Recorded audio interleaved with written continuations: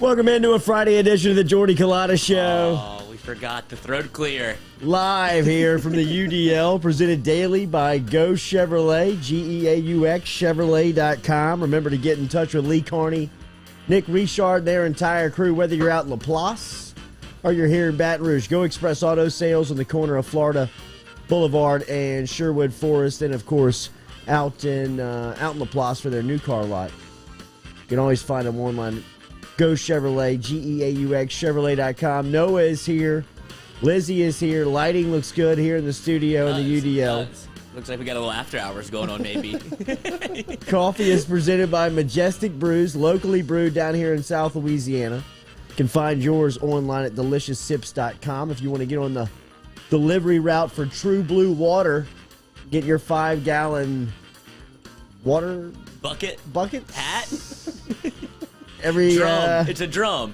Oh, is it a drum? It's a drum. It's okay. a 5-gallon drum. If you want to get on the delivery route from True Blue Water, get online at trubluewater.com. Our phone line sponsor is Metropolitan Health Group, Real Doctors, Real Solutions. Charlie Harvey, Jason Ramazan. Get in touch with the crew over there. And then, of course, our spices, Papa Earl's. You can pick them up locally. Calandro's, High Neighbor, Papa Earl. Shout out to Pop. Great cup. I've gotten so many compliments on the cup. Dude, and should I show this? Yeah, absolutely. We got these in. Oh. Limited edition. If I bring this to the tailgate, it will be gone within one day. Sure. This is over under a half a game on this thing. No doubt. But it is legitimate. Good looking cup. It is. It feels good. It too. You is. can't feel it through the screen. Yeah. But I'm just going to let you know right now. Feels it's good. It's excellent, dude. Yeah, It's got that nice scratchy. little matte finish. Yeah. This will be gone.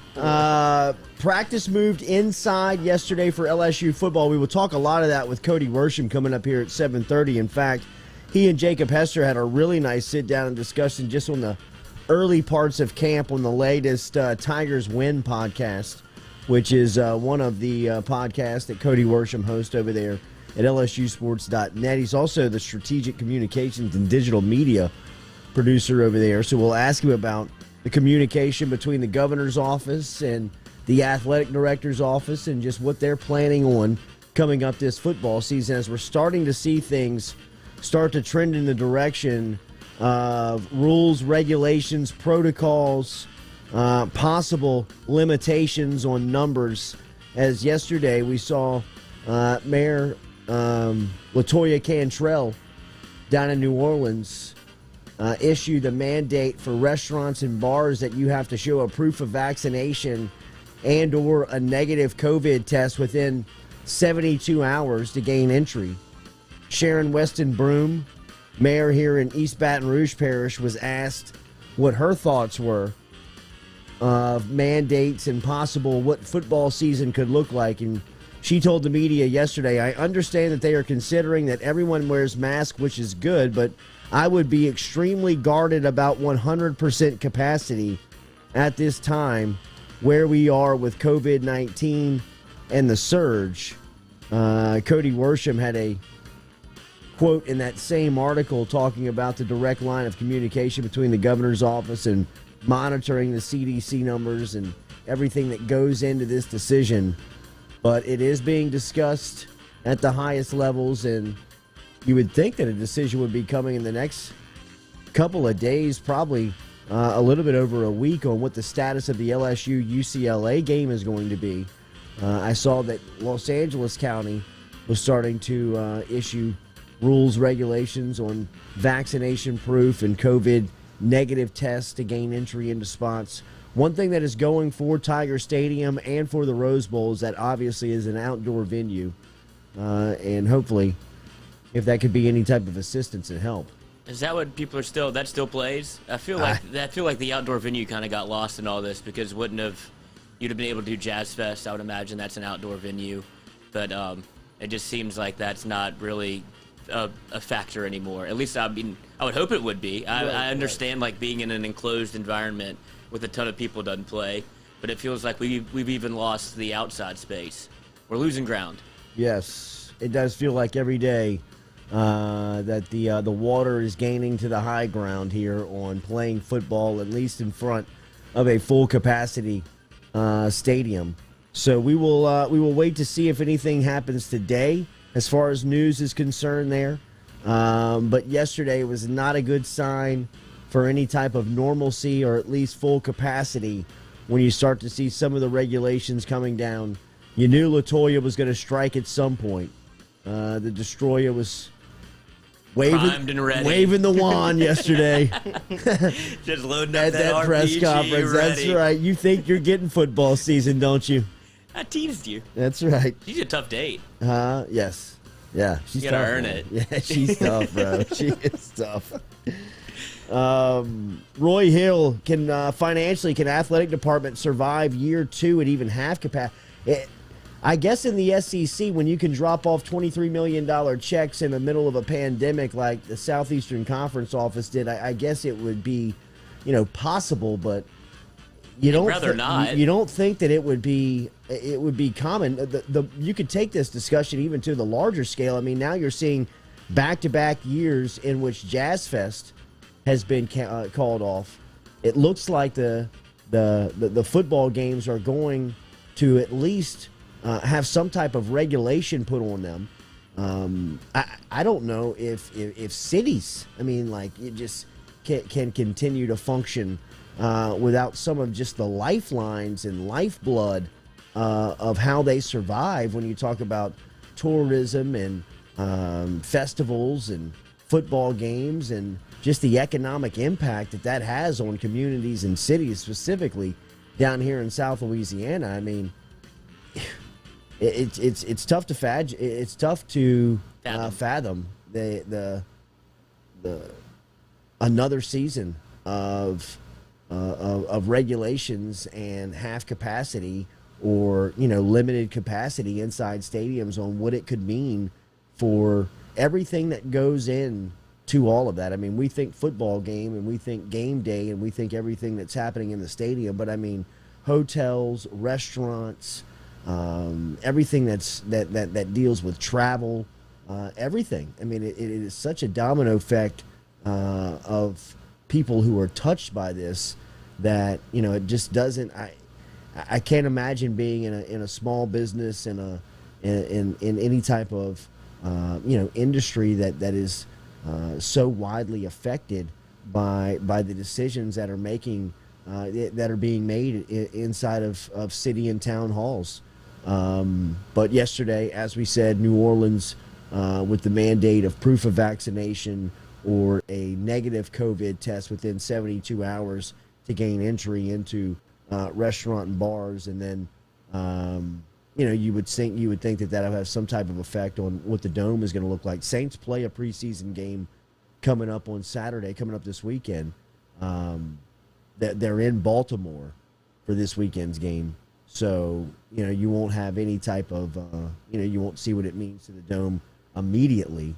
But you would just imagine with yesterday's announcement that something is going to come down as far as what the rules and regulations and limited capacity is going to look like once the regular season gets here. Aside from limited capacity and everything, and maybe even the Saints' regular season, but wouldn't you say that the Saints would be kind of stacked for the preseason? You have two quarterbacks that have to play, and then you have a rookie quarterback that likes to Ian Book kind of likes to run around, and Sean Payton has nothing but good things to say about him. So I might, if you're looking to get maybe your Saints wins in early, it might be in the preseason. Defense might not be very good, but right. At least, what do you tune into the preseason for?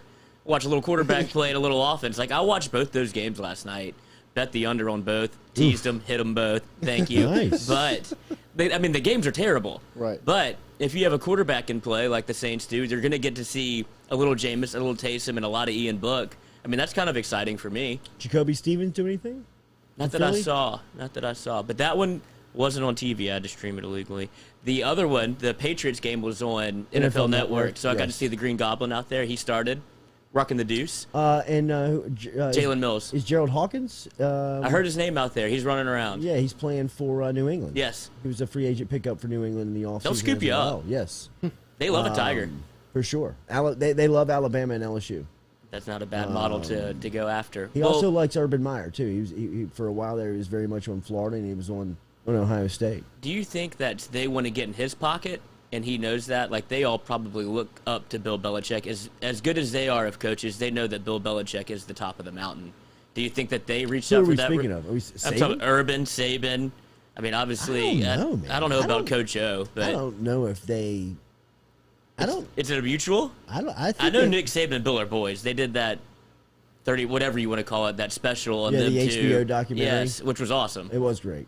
I don't know necessarily if there's a pecking order within the room of those three. Oh, that's a lot of ego, bro. That's a ton of ego. Yeah. I mean, then to think if Urban succeeds in the NFL, I mean, how much more? Well, then you move him over Nick Saban. You have to. No way. Well, oh my God! chance. Because if he stays in college football, he's doing what Nick's doing, just at like half the rate. But if he goes to the NFL and succeeds, that's an ace card you can do and clear the deck. Yeah, but Saban is so dominant at his sport. Yeah, but it's little league to him. He gets. You couldn't do it, and I can. What are you talking about, the NFL? Yeah. No, that's a huge card to be able to play if you're That Urban. is a trump card. That is a trumper. But Saban's so dominant in college football, I think that he owns almost his own spot within that room. He almost has a Belichick-type status within his own sport. So he's like a Jimmer Fredette, like I was the best college basketball player during that time, and then you get to the NBA and you can't hack it, go to China, go back to college basketball. I think Saban blames it all on Cannell's dad. I think he does too. He blames it all on the Miami Dolphins team doctor that told Breeze that his shoulder was it couldn't come back. I mean, he said he couldn't tell his ass from a hole in the ground, and he just said it like off the cuff, like he said that probably 1,000 times. Yeah. Like, this is my go-to for Dr. Cannell. So, it'll be interesting to see what happens with some of the news that's coming out, but it does not seem like it is trending, at least, in the right direction. We will talk to Cody Worsham about some of the communication and how it's going. One line of communication that looks like it is working is between Sean Payton and Michael Thomas. Payton doing a little overtime work here, and this is what always gave me a sense of security, was Payton's ability to run his locker room, run his team. I mean, he's usually universally well liked. You know what I mean? I thought the Janoris Jenkins comment was as much a compliment to the Saints as it was to Sean Payton.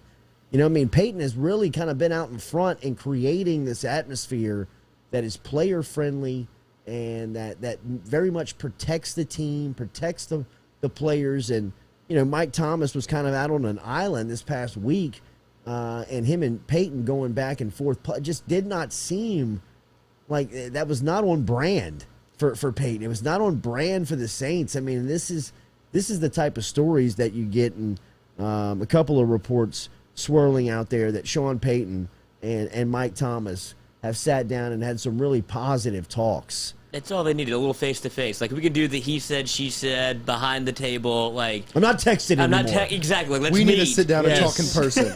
Where are you? Where are you? Let's go in there. Yes. But, and that's... You say Sean Payton has these relationships, but he 100% has that, like cut you off. Like, if it gets to that point, he'll F you, like, mother F you until, like, all right, we're not boys anymore. He's very much... has that allegiance, it feels like, with the team, and like, all right, if you're outside the circle, you're outside the circle. Like, I don't want to do this anymore. But I think they didn't get exactly to that tipping point, and they're like, all right, what's the harm that could do? We're already at 0. Let's go meet and see what happens. Yes, this had to happen. Yes. This was way overdue, past due, for Thomas, and hopefully they can chip away at whatever it is that that is the drama here. You know what I mean? Like, just lay it down and get this guy into camp, get him happy, get him rehabbed, get him back on the field, because, look, I'm not saying that Mike Thomas can't go anywhere else and succeed, because Thomas is a great wide receiver and he's got, extraordinary talent, but, he's going to be tough pressed to find a system that can get him in situations like Sean Payton can. I mean, Payton is a master at getting guys not just open, but getting them wide open. I mean, when Mike Thomas is breaking records in 2018, by the 5th or 6th game, defensive coordinators are saying out loud in the room, just try to take 13 away. I mean, just roll the car. If you remember, it was Mike Thomas and nobody else. I mean, the drop-off between the first and second wide receiver, I think it was like Mark Ingram. They couldn't stop it. I mean, it was unreal how dominant he was that season. But Payton was always finding ways to get him the ball. And, they work better together. And the Saints are a better organization and a team with Mike Thomas in the building. Mike Thomas is probably his best as a player in Sean Payton's system. It just would be tough for me to believe that the trade suitors for Mike Thomas, which are very few because of what you'd have to give up and what you'd have to take on, could put him in a better chance to succeed than one of, if not the best play caller in football. In the NFL. In football. Yeah. Well, yeah, in football. I was just looking up the numbers. Michael Thomas, this is 2018. Michael Thomas, 147 targets, 125 catches, which is absurd, that target-to-catch ratio. The next highest on the list is Alvin Kamara with 105 targets. And then it is a total drop-off. Like, they didn't have really anybody else. The third highest person on the list is Ben Watson. And they made it to the NFC Championship game. As the favorite. With no second receiving threat, option. Really. Except for Alvin Kamara coming out and you put him in the slot. Well, no wide receiver. Right, that's what I'm saying. They had no wide receiver. I mean, we had a 38-year-old Benjamin Watson running around out there. We were like, he's pretty good. Wow. Well, he was a dog at Georgia. He was great. He diced up LSU. Yeah. He was good with New Orleans. Yeah, he was, but I just didn't know he was 38. I think he's working with the SEC Network now. He should. That's crazy. It is wild. We thought we were going to the Super Bowl. And the play that they missed is the one that they hit. That's one of these targets to receptions that got every dinged. single time was the slant route, and he just underthrew him. Underthrew him. Put it at his feet. Was it 2 plays before the no call, or was it the play before? I think it was 2 plays. Might have been, I think it was 2 also. You complete that, it's the game. That's got to keep him up. I mean, I don't think he'll ever admit that. I don't think that, he would probably never answer a show like this on a question like that. He might write, I don't think that anybody would, he said it publicly. That it keeps him up at night? He said, he thinks about that. I mean, he thought about the throw where he didn't go 20 for, what was it, 25 for 25. He was going to have a perfect game, and he threw one in the dirt. And it was I should have had a 100% completion percentage. He's I'll think about that tonight. So I'd imagine this throw has to still keep him up at night because that was easy money. That was the game. That was the game. And he spiked it. It's a game. I mean, it's brutal. They win the Super Bowl if he hits it. You could argue. I mean, what was the Super Bowl, 13-9, something like that? I mean, it was just a barn burner. It was awful. A terrible game. Terrible game. But if it's Sean Payton versus Bill Belichick, everybody's in. If it's Drew Tom Brees Brady versus Tom Drew Brady, Brees, not Jared Goff. I mean, at that point, would you have bet your life that Brees hits that slant route? Oh, if you would have told me we have one. Like if somebody would have told you, coming out of the timeout, if he hits this slant, you're going to the Super Bowl. Sean Payton probably said that to him. I'm sure he did. Because that's the way he is. He's fellas, he was probably fellas, you ready to win this thing? Yes. You ready to win this thing? Run the slant. You probably didn't even call a play in the huddle. What we're going to right here. Ready? And they walk out, and Drew spiked it. What was that? He skipped it. Skipped it into him. And then all hell broke loose. Right. That's like a multiverse moment. That's crazy. It really hurts to think about. It does. I'm an LSU fan first, and I like the Saints. It shows you the razor edge line of. I mean, think about it. Brees is either a 2-time Super Bowl appearance quarterback, possibly champ. You think if he gets to the game, he's probably the MVP. Sean Payton's a 2-time. I mean, think about that. I mean, over one play, a play that they've run.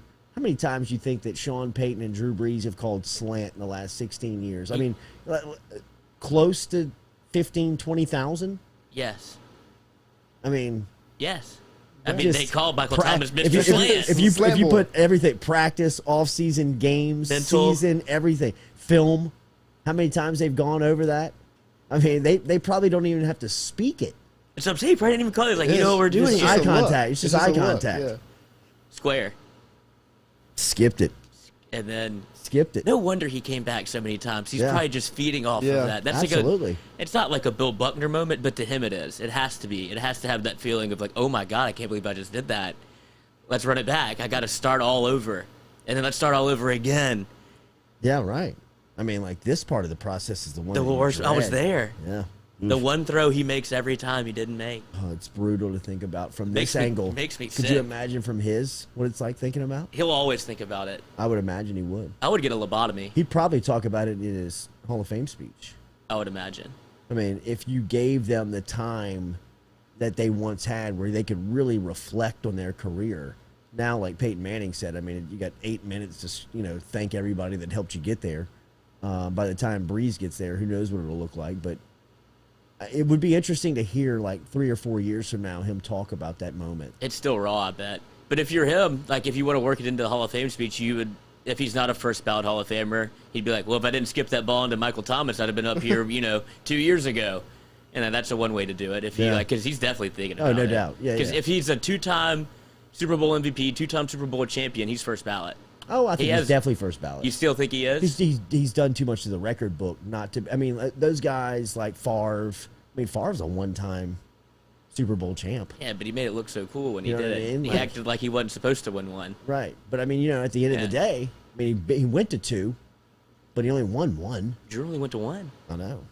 That's why the great debate to me is for as decorated and for as illustrious as Sean Payton and Drew Brees, the marriage was, as many records as they pumped out, as many Pro Bowls as they went to, they had ugly as many kids. as those numbers as they just reconstructed, and everything that they gave Saints fans, the community, the area, they bring them the championship, but they only get 1 in that 15-year run. I wonder even if you ask them in their honest moment, 3, if that was a failure.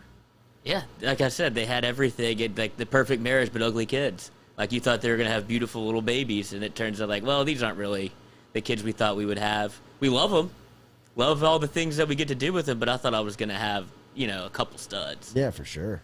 Like that's, I guess you would have to, if you put it in that perspective, it's a failure. 15 years, 1 Super Bowl, only at least you won it, but 1 Super Bowl appearance, 1 win. Like you would think, would you want to get there and lose?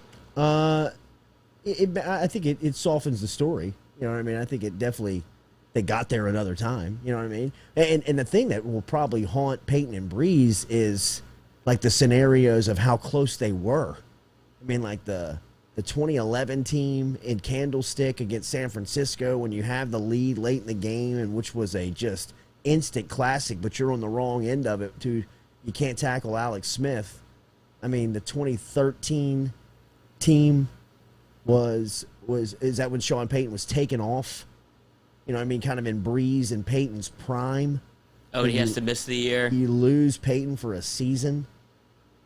And then you have the cavalcade of 7 and 9s. 7 9s, and then the Minnesota Miracle, the Nola No Call, and then the Minnesota Push-Off, I guess you would say, if you really wanted to like bring it full circle. That was probably offensive pass interference in the era whenever that was a challengeable play. Right. So it comes full circle with New Orleans, and they don't even look at it. The refs sprint off the field, and once again, you're sat there with your junk in your hand. You knew when Peyton and the Saints got the rule changed about the Nola No Call, about the video being able to review, you knew they were going to get screwed by it.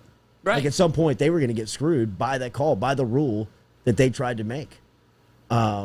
I mean, like you could say it out loud. You were like, "This is going to come back and haunt them. This is football karma is going to bite them in the ass." The football gods are not going to let you they change don't like the this. rules. No way, man. They're not going to say we got wronged, so we're changing the rules, only to come back to it and get this rule to bite you in the ass. And I'm sure the NFL looked at it as like, well, we can't call it now, not to this team, not right now. It would have been like the quintessential moment to like, all right, we reviewed it. It was offensive pass interference. The dome would have erupted. Everything would have been back to normal. Right. And then, I mean, you can even off. throw in there sweeping Tom Brady and the Tampa Bay Buccaneers in the regular season and getting blasted in the playoffs. Jared Cook fumbling the football. I mean, and then he talks shit after, saying, "I'm glad I'm in a system where I can thrive." Whatever. Cook, yeah, bro.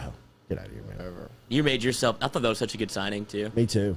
Made a lot of sense. Perfectly. Yeah, he did. Seems like Troutman's a stud. I think he is. All right, we're going to get to Cody Worsham here. Worsham, of course, covering LSU. He's over there. He's got a couple of responsibilities. He's the strategic communications guy. He's now also ahead of the digital media. He's got a couple of podcasts like Tigers Win, Boot Up, and Hey Fightin' Podcast. On the latest, I believe it was Hey Fightin' Podcast, him and Jacob Hester talked about some of the early things that have stood out here during training camp for LSU. Also have to talk about Cam Thomas last night. Cam Thomas for Brooklyn in the Summer League game. Cam's averaging 24 through two games. He had 17 in this first game where he scored 10 in the first quarter. Last night he had 31. He had the game-tying three-pointer in regulation to send it to overtime. Then he blasts the game winner in OT. Showed a little personality, too, after he hit it, which I loved in sudden death. Smiling in the post-game Yeah, his interview. only move is a little smile. That's like fine. A little chest bump. That's it's like fine. he doesn't get over animated. I like that. He knows where his lane is. I'm supposed to hit those shots. 31 last night for Cam. We'll ask Cody about what his thoughts are on how Cam fits in Brooklyn with KD, Kyrie, and what he thinks about LSU's squad as they get ready for another season. Final Four in New Orleans coming up this year with LSU set to get going on the hardwood here in a couple of weeks. We'll talk to Worsham here next on the Jordy Culotta Show, presented daily by Go Chevrolet. Remember to get in touch with GoFlow IV and Spa. GoFlow is located at Jefferson Highway at 7970 Jefferson Highway. They're also online at goflowiv.com. They've got great memberships available for you from 3 months to 6 months to annual memberships. GoFlow IV Spa is a medical spa that specializes in IV hydration with vitamin infusion. They are Baton Rouge's premier IV spa and welcome the community that they serve here in East Baton Rouge Parish. Go see them at 7970 Jefferson Highway. Tell them you heard it here on the Jordy Culotta Show. They're online at goflowiv.com. If you're having issues with dehydration, if you're looking for to help out skin care, beauty care, your hair, athletic performance, chronic illness, or if you're just looking for a hangover cure, stop in and see GoFlow IV. GoFlowiv.com. Cody Worsham next here on the Jordy Culotta Show.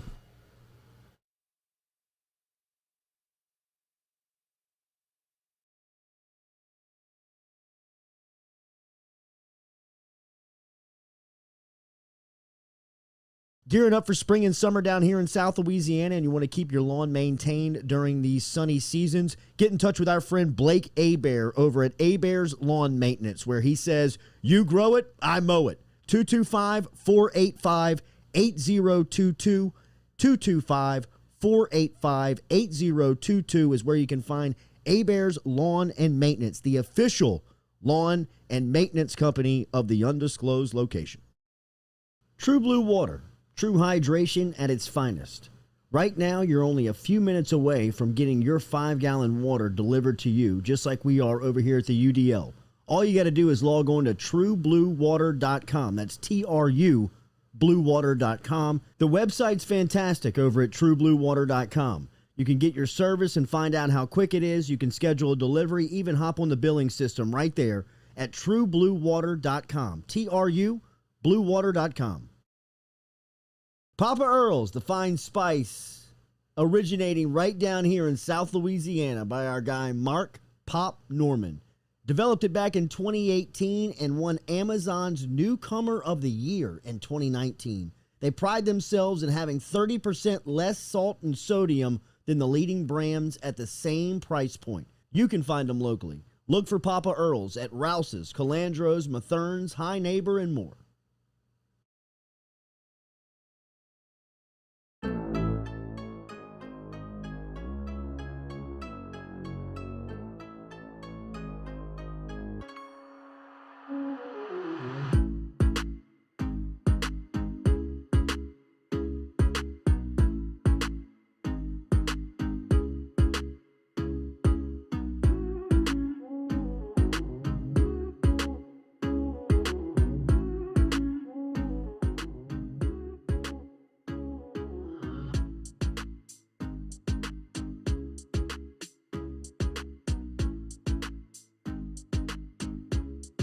Welcome back here to this Friday edition of the Jordy Culotta Show, driven and powered by Go Chevrolet. We're going to talk to Brandon Landry coming up here at 8:15.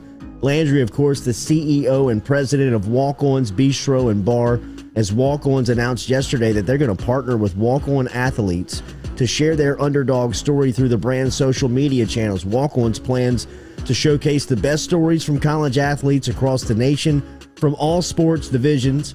That'll be male and female athletes with NIL deals awarded to walk-ons through the end of 2021. So we'll talk to Brandon Landry about that announcement coming up here at 8:15 this morning. Cody Worsham, who's over at LSU, hosts great podcasts, Tigers Win, Boot Up, and Hey Fightin' podcast. In fact, on one of the latest, him and Jacob Hester sit down and say and point out some of the early things of fall camp, and we'll talk to Cody about that. But as Cody's responsibilities expand over at LSU, we can further get some information on him from him, like some NIL stuff and how it's been from the athletic administration side of the business of name, image, and likeness being legalized amongst college athletes. We saw Derek Stingley sign an automotive deal earlier this week. Miles Brennan got an automotive deal before he was banged up a couple of weeks back.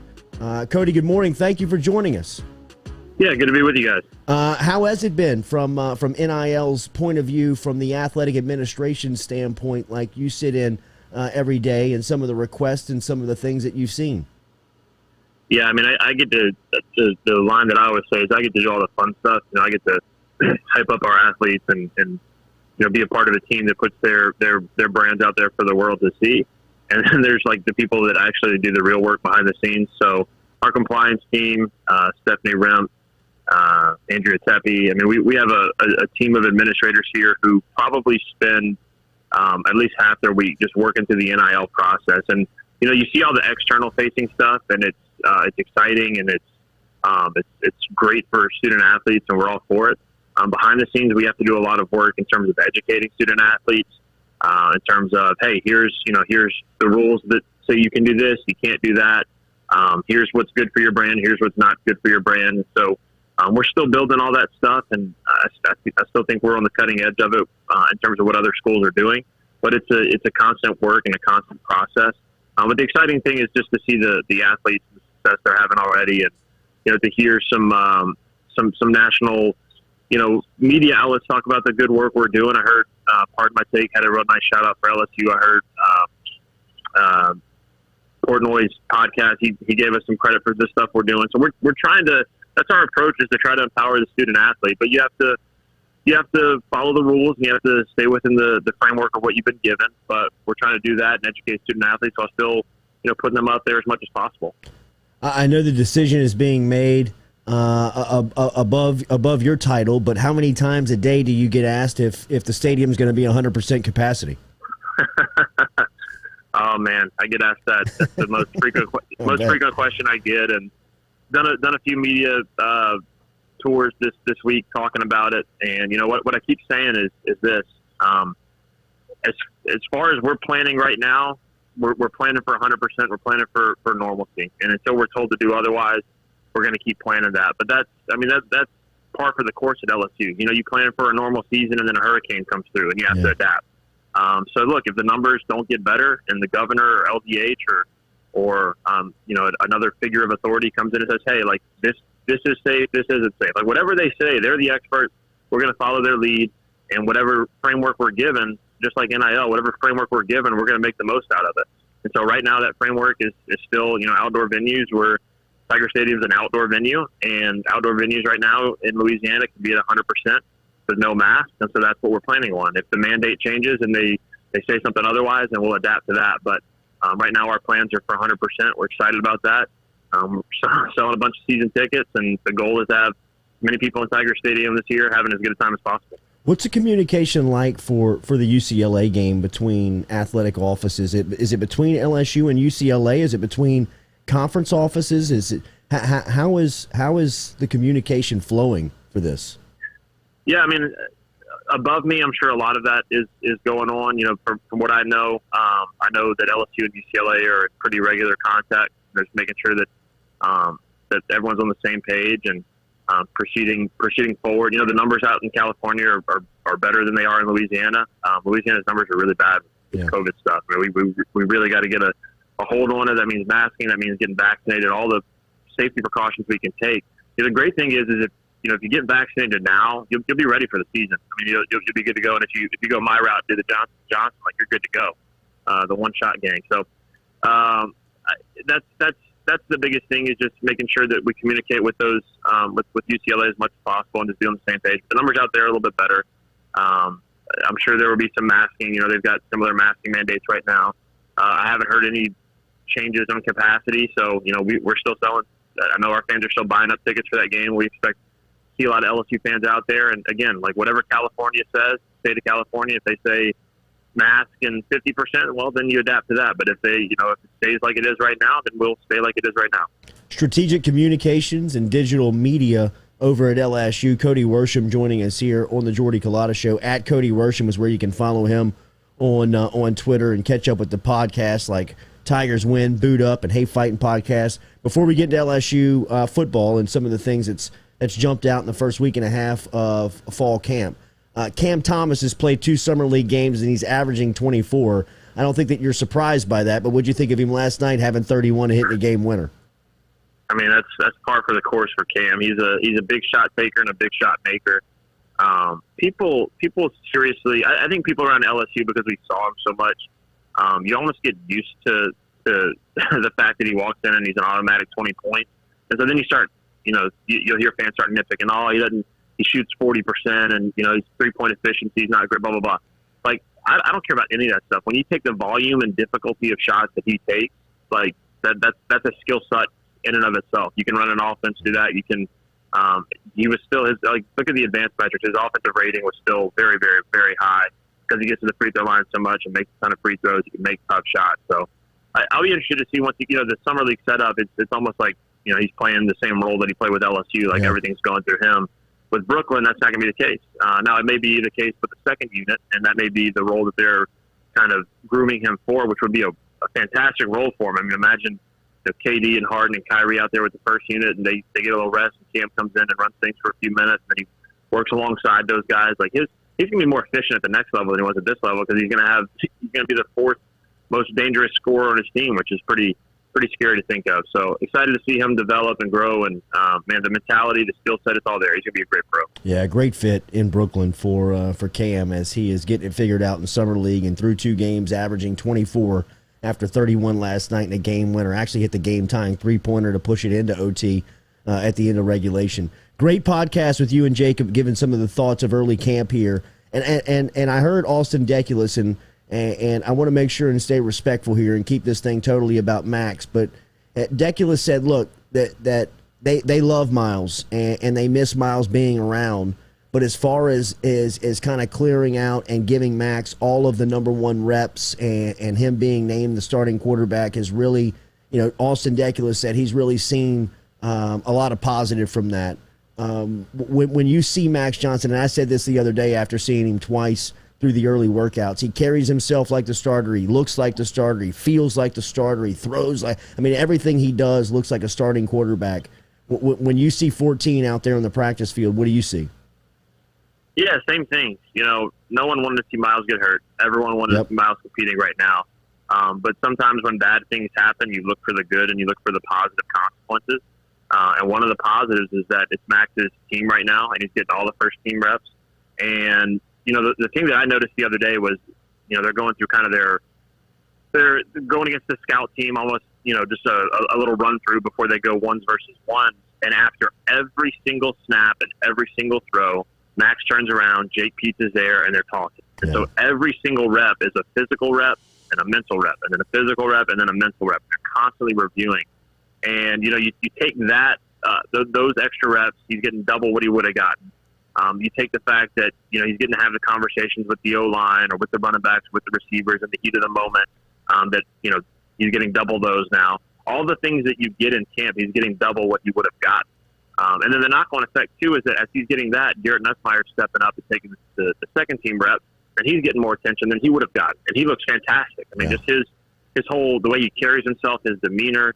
I'm stealing Jeremy Hill's line here, so apologies, Jeremy. He calls him Baby Baker. I mean, he's got a Baker Mayfield type of presence, the swagger, and while there is some real confidence there, to me it never comes across as at the expense of his teammates. In fact, I think it builds up his teammates. I think he's constantly patting his offensive lineman on the back, jumping on them when they need to be jumping on. He's got a real mature presence in that way as a freshman. So with those two guys, like, I know we were talking a couple months ago about this being the deepest quarterback room, and now two of those guys are gone. I still feel really good about Max as your one and Nuss as your two. Behind that, obviously, you're in the walk-on territory, but unless disaster strikes, you're not going to get to that. So, and Max is durable and he's tough, and he's got a real composure and poise. And so, like, if last year was the baseline for him, if that's his floor, completing 60% of his passes and 250 yards a game and 2 or 3 touchdowns and making big plays with his legs and winning 2 games at the end of the season, if that's his floor, man, I can't wait to see his ceiling. I've got real high expectations for this defense. I think they're championship level. I think they are the reason why LSU is getting the respect they are nationally. How good do you think they can be on that side of the ball under first-year Durante Jones? Yeah, that's the part of the team that stood out to me most in the first couple of days that I've watched. I've only seen a little bit. I've been out there a couple times and, watched 30 minutes to an hour each time. But it's the depth defensively that's really impressed me. I mean, there's been some guys, in and out, that the coach has talked about, but the depth of the line, they throw Mason Smith out there, and he's just a freshman, and he looks like a junior getting ready for an all-conference season. Jaquelin Roy out there, big body, making plays. Yeah. The depth there, that's not even, counting guys like Neil Farrell, and I know Glenn Logan's out, but some of the guys who have been around and experienced and made some plays for you. But really the spot that has impressed me is linebacker. And I can't believe I'm saying that after the spring. You're kind of thinking, man, I'm not sure about this linebacker spot, but Damone's playing better. Small looks really good out there. And those two guys made at the top. The rest of them are really nipping at their heels trying to get those spots. Bug Strong has put some guys on their back a couple times. Mike Jones is incredibly athletic. Even guys like Greg Penn moving well, making plays. I mean, there's just a lot of bodies there and a lot of numbers there that you can either rotate and keep fresh, or if somebody's struggling, you can pop somebody else in, and I don't think you're going to worry about a drop-off. And then just, I think the secondary is going to be fine. Safeties, just like linebacker, it was an issue last year with depth, and now they're incredibly deep there with, Major Burns coming in and making a real impact. Sage Ryan as a freshman's there. Todd Harris has been there. Jay Ward moving there makes a huge difference. So, I mean, there's just a lot of options there. So if someone's struggling, hey, you go get them. And, if someone's tired, hey, you go get them. And they're just going to be able to rotate and, match up. I mean, I have high hopes for this defense. It's all got to come together. It didn't come together last year. I thought the talent was there, but it didn't come together. I think Durante Jones is going to bring those guys together and they're going to be really good. Cody, it's dangerous to speak in hyperbole in our business, and I hate to use the best I've ever seen phrase, but I'm trying to think back. Maybe Travis Daniels, Corey Webster, maybe Thorold Simon, Mo Claiborne. Who is better potentially of Eli Ricks and Derek Stingley? Yeah, I mean, it's like, do you want pepperoni pizza or cheese pizza? Like, they're both great. Love them both. And I'm not even talking between them. I'm talking about the tandem. I'm talking about together. Yeah. I think it's as good a tandem as LSU's had. They've got to prove it. That's the biggest thing. They've got to prove it together. Both of them were phenomenal as freshmen, All-American caliber players as freshmen. And I think Stingley was really good last year. He didn't have the pick, and he battled some injuries. But if you look at his, the numbers, the completion numbers against them, the pass breakups, like, they're all at the normal Derek Stingley level. But I think that the fact that he didn't get a pick last year, the fact that, Alabama fans have been in his Twitter mentions, I think that stuff's going to motivate him, make him hungry, focus him, and bring out the best in him this year. So, look, if I'm an opposing quarterback, I'm not throwing at either one of those guys. Try to find somewhere else to go to. And if you just think about the asset that Durante Jones has. If he needs to, he can just say, Ricks, you take that guy. Stingley, you take that guy. We're going to figure the rest out. And you can just shut down the top 2 receivers for the other team. So it's a real asset. They're legit. I'm with you. I've been trying to think of the comparisons from, the great cornerback tandems in history. And I think that 2011 defense with Claiborne and Tyron, kind of playing in the nickel, and you had Brandon Taylor back at safety. That was Eric Reed was back there. That was probably the best secondary that I can remember LSU having. This one, if the safeties really step up and develop, if Jay Ward can be a ball hawk, with Stingley and Ricks on the outside. Like, you're talking 2 top 10 type of picks. This has a chance to be a special group. Again, if it comes together, that's the biggest thing. It didn't come together last year. The state plays got to be better. You got to be on the same page scheme-wise. But talent-wise, it's all there.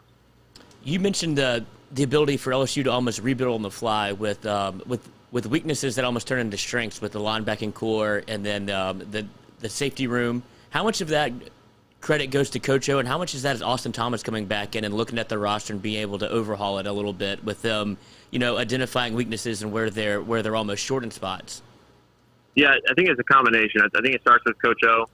He did it without Austin. He did it with Joe Burrow a couple of years ago, Cole Tracy. He does a good job of, they assess their roster and their depth chart every single day, and so it's a constant conversation. So basically, like the conversations you see on Twitter and Tiger Drops and all these places, like, oh, we're not deep here or we're struggling here. Like, they're having those conversations in a much more honest and frank and informed way every single day. So now you take that baseline with Coach O and his ability to constantly receive feedback and understand that they've got to go fix certain spots, and you add in somebody with Austin's organization and his work ethic and his diligence, his ability to communicate and work with a bunch of different people, and now you've really doubled up your efforts. And so those roster conversations are now even more informed and even more organized, even more detailed. You have more numbers on guys, more research.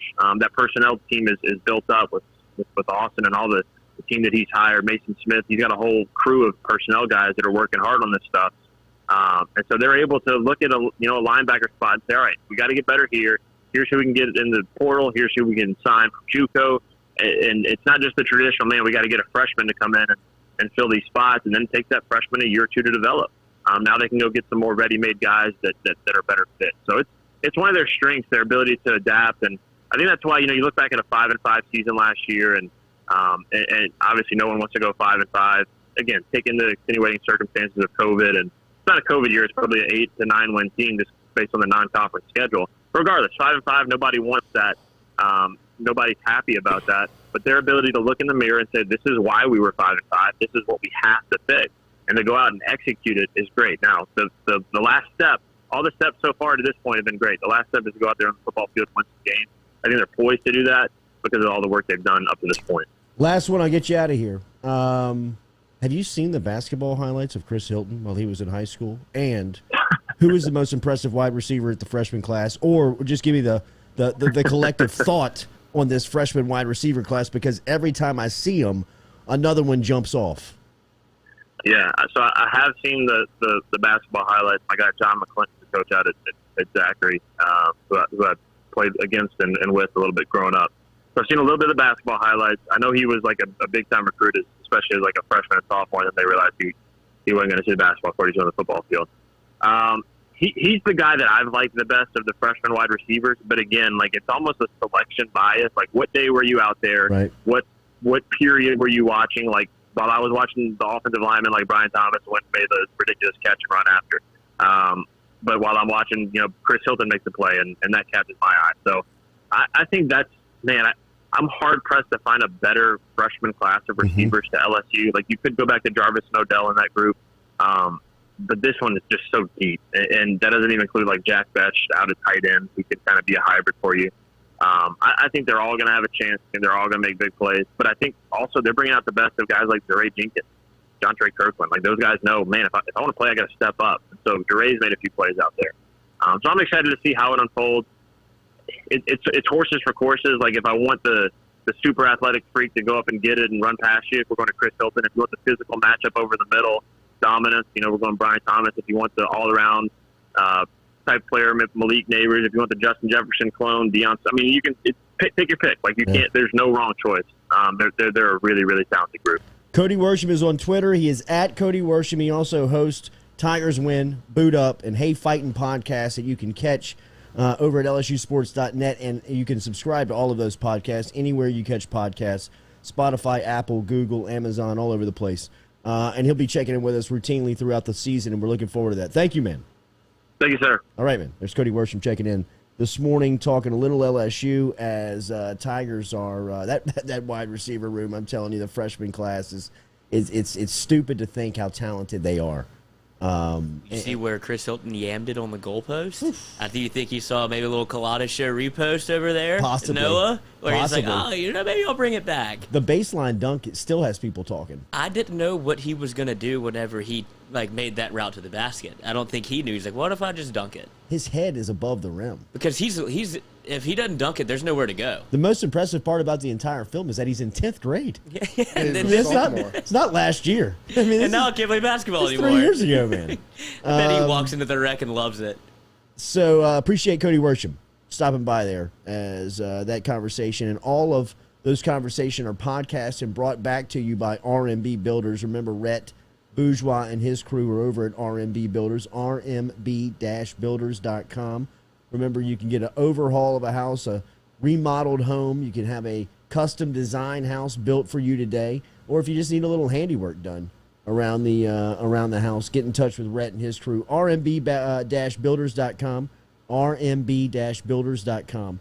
Some big news in recruiting as Le'Veon Moss decommits from Alabama overnight. Of course, Moss, the Baton Rouge running back, who is very high on LSU's board and a long time, not a long time, but has been committed to Alabama since the early part of the summer, has decommitted last night on Twitter, says, I've decided that I want to reopen my recruitment. Thank you, Bama family. I appreciate all the love and support. Thank you for welcoming me with open arms. Respect my decision.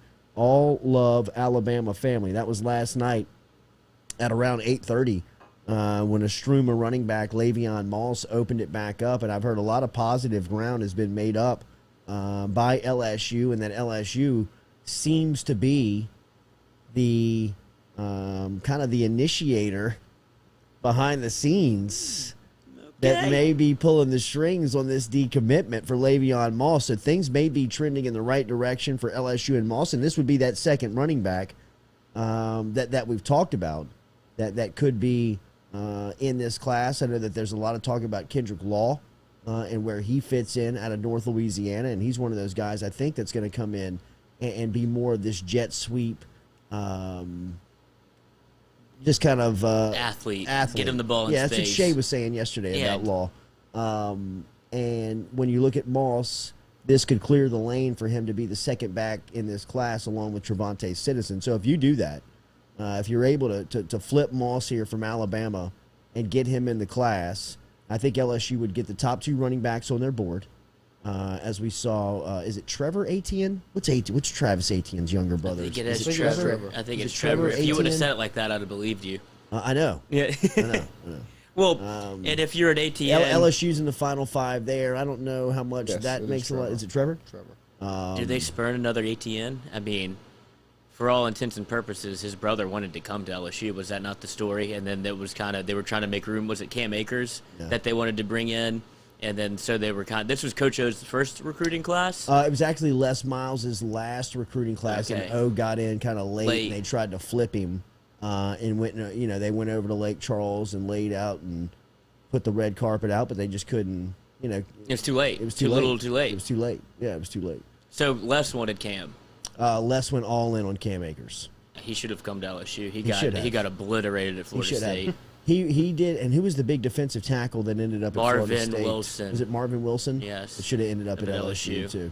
That was a Coach O guy. That was, I think he told Coach O right at the end, I'm coming to LSU, and Bagman hit him. Bagman, God, Bagman hit him. You feel bad for those cats those are all world guys. Like those are 5 stars that deserve to be in the league. Cam Akers obviously is and got hurt, but you could tell his talent was immense last year as he started as a rookie for the Rams.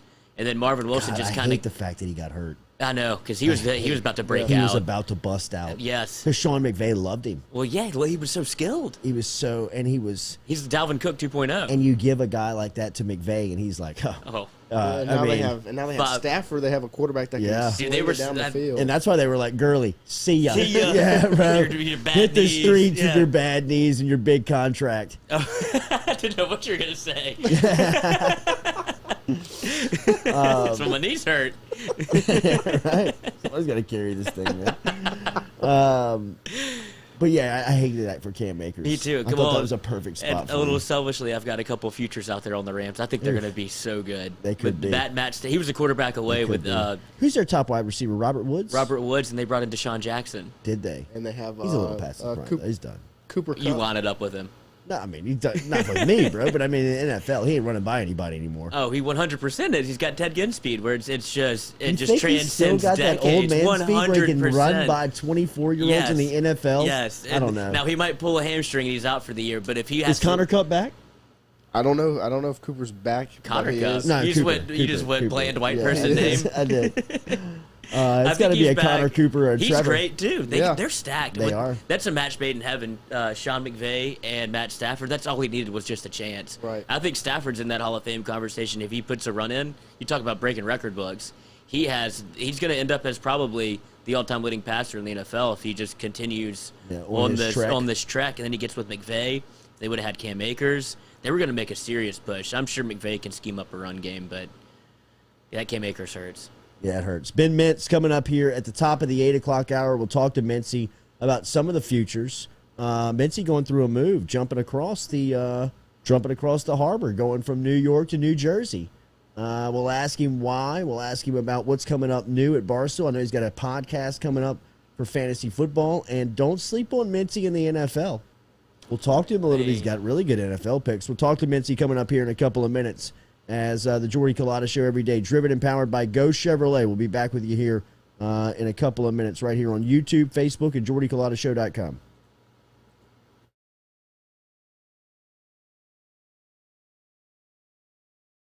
GoFlow IV and Spa, 7970 Jefferson Highway is where you can find them, or you can simply go online to GoFlowIV.com. GoFlow IV Spa is a medical spa that specializes in IV hydration with vitamin infusion. At GoFlow IV Spa, they can help you with a wide range of issues, from skin care to illness recovery, athletic performance, hangover cure, chronic illness, and even chronic dehydration. GoFlowIV.com or stop in and see them, 7970 Jefferson Highway. Hebert's Specialty Meats, home to the finest boudin in South Louisiana. 2 spots right here in Baton Rouge and out in Prairieville. Stop in and see them in the Dutchtown Shopping Center on Highway 73 or right here in Baton Rouge on Jefferson Highway.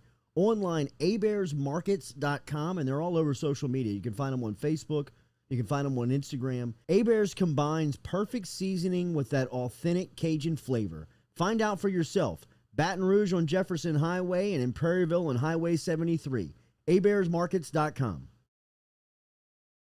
Gearing up for spring and summer down here in South Louisiana, and you want to keep your lawn maintained during these sunny seasons, get in touch with our friend Blake Hebert over at Hebert's Lawn Maintenance, where he says, you grow it, I mow it. 225-485-8022.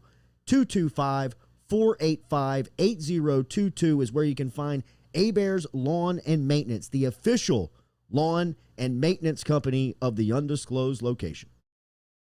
Papa Earl's, the fine spice, originating right down here in South Louisiana by our guy Mark Pop Norman.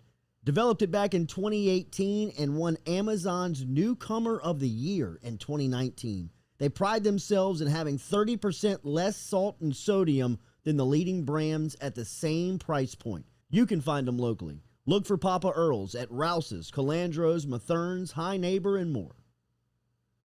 True Blue Water, true hydration at its finest. Right now, you're only a few minutes away from getting your 5-gallon water delivered to you, just like we are over here at the UDL. All you got to do is log on to truebluewater.com. That's TRU, bluewater.com. The website's fantastic over at truebluewater.com. You can get your service and find out how quick it is. You can schedule a delivery, even hop on the billing system right there at truebluewater.com. TRU, bluewater.com.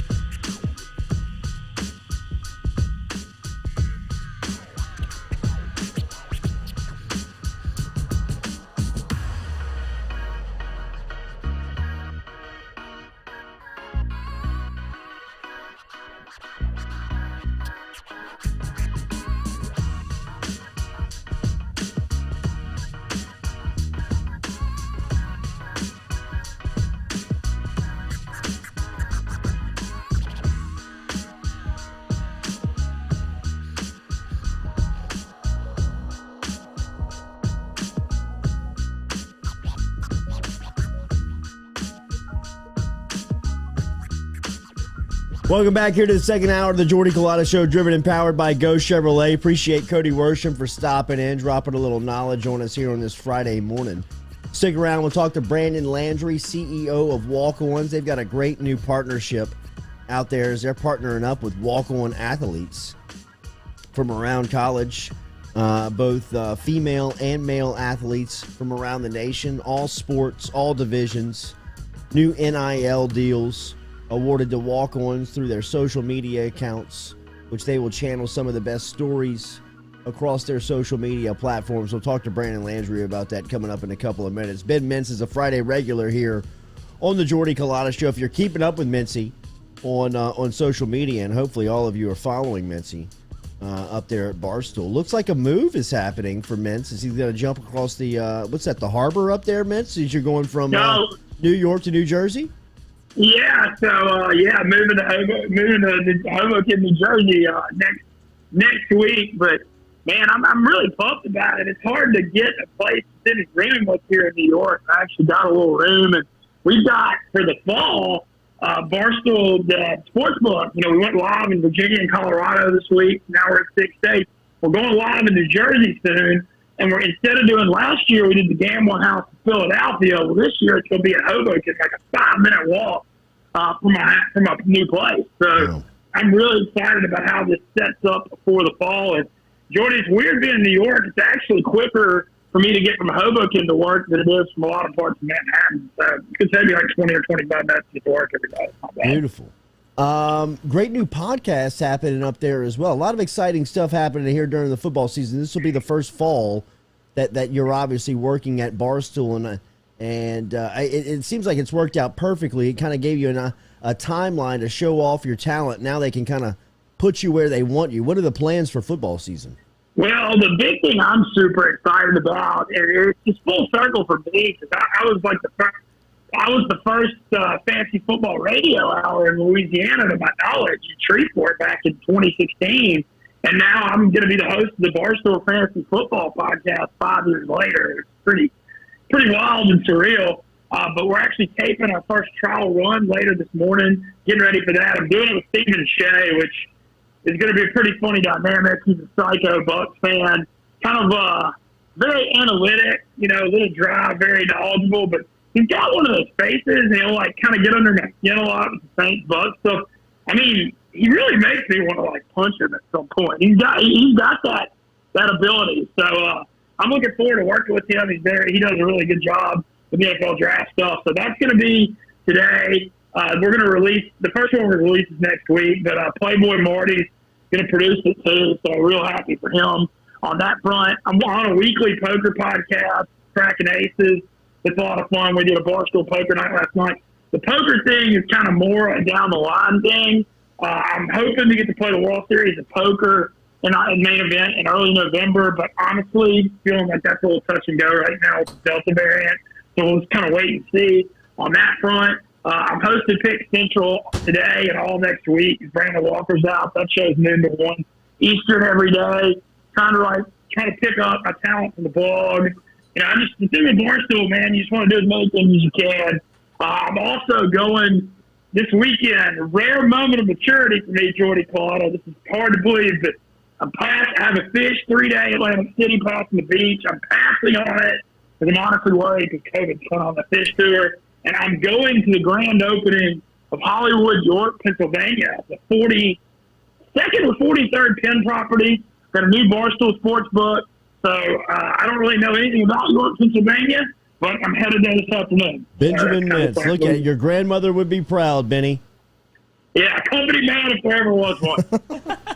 Dude, you mentioned being a company man. I saw you give a vehement defense of Barstool whenever there was a cat that didn't really want to. He wanted to work for Barstool. He walked out. Then he got an opportunity to come back, and I saw you kind of, defend the pirate ship a little bit. So I wanted to give you the opportunity to just, the floor is yours to defend Barstool and see what that opportunity meant to you and why you came to such a head for it. Well, okay, so that's you're talking about big man on campus, Jeff Nadeau, who's from the Philly area, who does he's very knowledgeable. He's got a pretty interesting Mafia podcast, actually, called Sit Down, Old Mafia History that's fun. But he used to work for Barstool, and then he left in March, And he is very knowledgeable in gambling and stuff. He's kind of like a Philly. He's pretty much kind of a Philly guy. You think like pure stereotyping a Philly guy kind of, but definitely don't have a problem with him as a person at all. In fact, we get along. But he quit Barstool in March, and there's a big feud with him and Rico Bosco. They can't really be in the same room, and it's a big Barstool drama thing. Riders. Yeah, and so the dude wanted to come back, and he's been all over Dave Portnoy's DMs, and he's doing everything he can to try to get back to Barstool. Well, Dave, Rico comes in 2 or 3 days a week. He does a lot of stuff going on, family and other stuff. And so Dave said, if Rico doesn't come in, the dude gets to come sit in his chair on Monday and pick Central. So the dude came in, and this beef is like a real famous Barstool thing. We had like our highest viewed pick Central on Monday, often to do Rico stuff. So Brandon Walker tells the dude Monday afternoon at 4, like, hey, man, you got some momentum. Why don't you come back tomorrow, because Rico's out. And the dude said, I'll do it if I can do it on Zoom. What? Yeah. You're an hour away in the Philly area. You tell, and me and Walker are the wrong person to tell that. We moved up from Louisiana to Mississippi for this job, to be in the office. And you're saying you can't come an hour, like, you want to come back to Barstool after you quit. You have the opportunity. You have momentum. And he didn't want a season. I just couldn't believe it. But I think he's going to be in for a show soon next week. So we'll see. But that one kind of really miffed me a little bit. But that was kind of my thoughts on it. Benjamin Mintz checking in from Barstool this morning. Benny, I'm looking forward to your NFL picks. I think people are sleeping on your NFL selections. I know when we were on radio, you had a hot streak rolling that nearly lasted 3/4 of the season. Yeah, I am too. I think that, it was actually interesting about it up here because I got brought in. It's really funny how Barstool works. I'm the other guy from Mississippi, even though I'm from Louisiana. I just went to Ole Miss. And I got brought in on the college football angle. And I definitely know college football. And I'm not saying I'm probably not the best at it, to say the least. But my NFL, I think, is stronger than my college.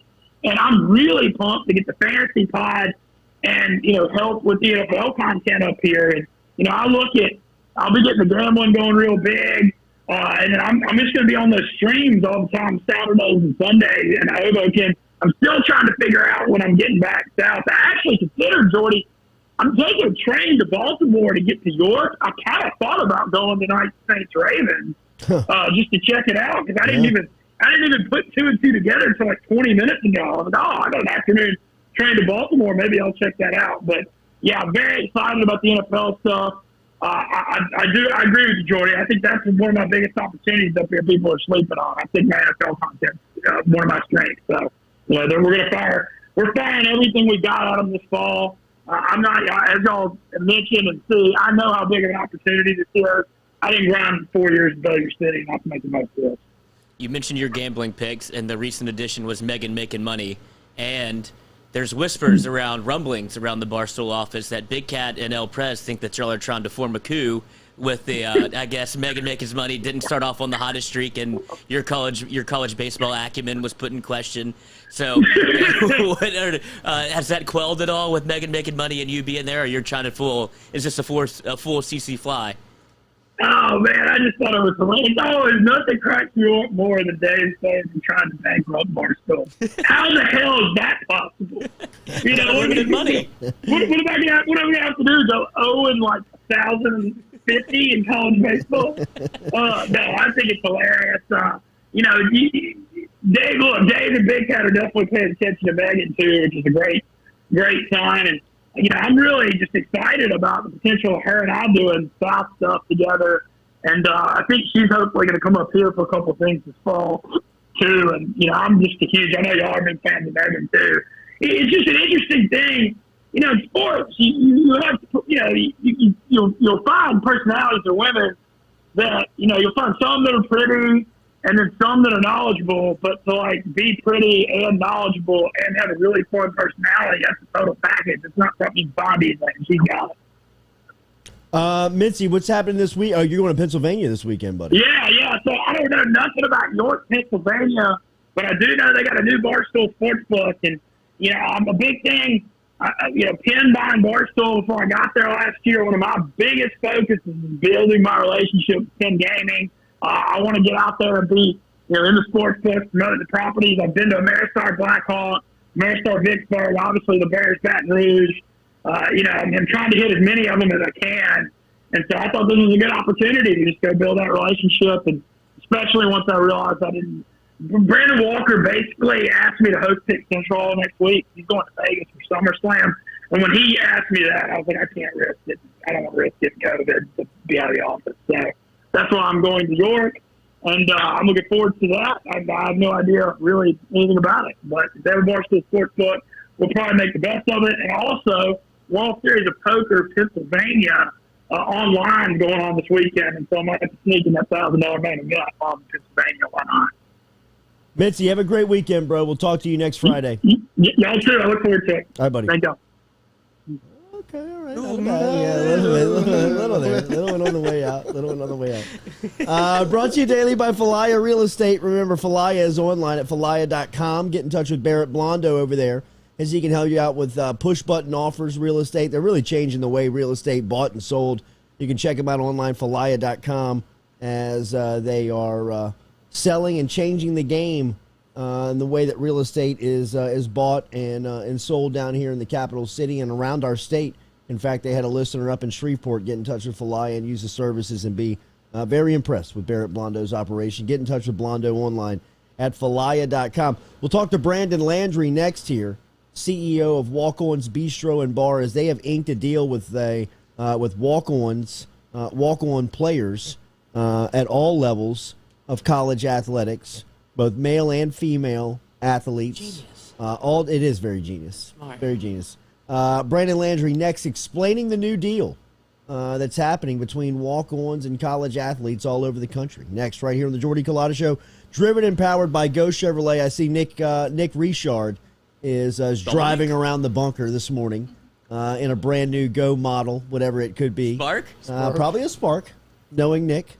And go see Nick and his crew at Go Express Auto Sales and at Go Chevrolet out in LaPlace, Louisiana. Katie is in from Carpool. Brandon Landry's coming up. We'll talk to Nathan Velasquez before we get out of here at 9 a.m.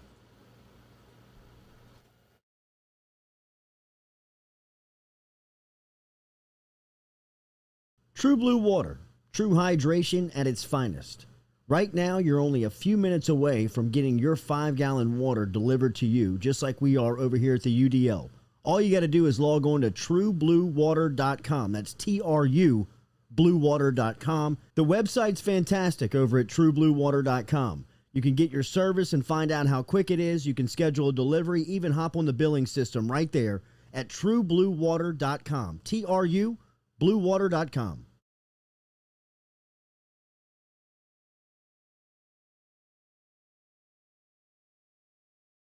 Papa Earl's, the fine spice, originating right down here in South Louisiana by our guy Mark Pop Norman.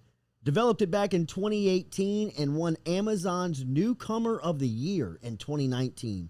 They pride themselves in having 30% less salt and sodium than the leading brands at the same price point. You can find them locally. Look for Papa Earl's at Rouse's, Calandro's, Mathern's, High Neighbor, and more.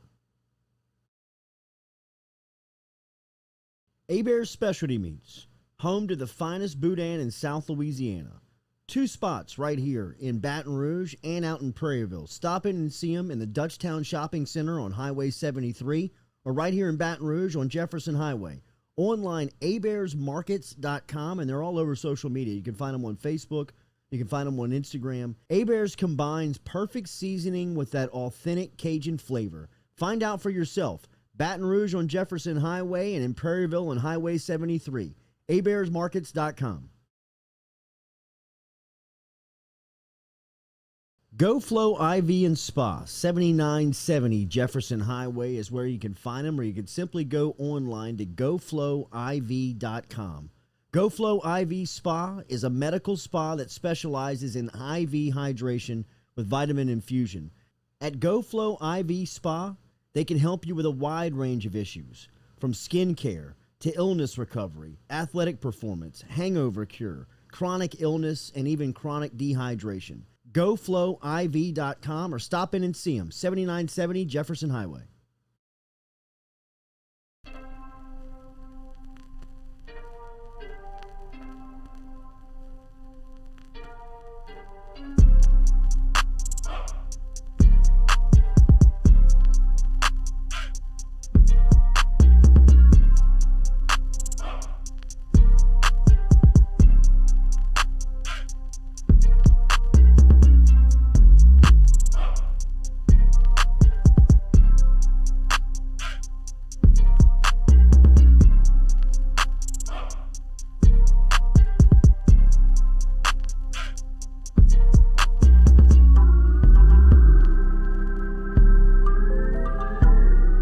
Welcome back here to a confusing break at the Jordy Now you're Culotta just Show. abusing it.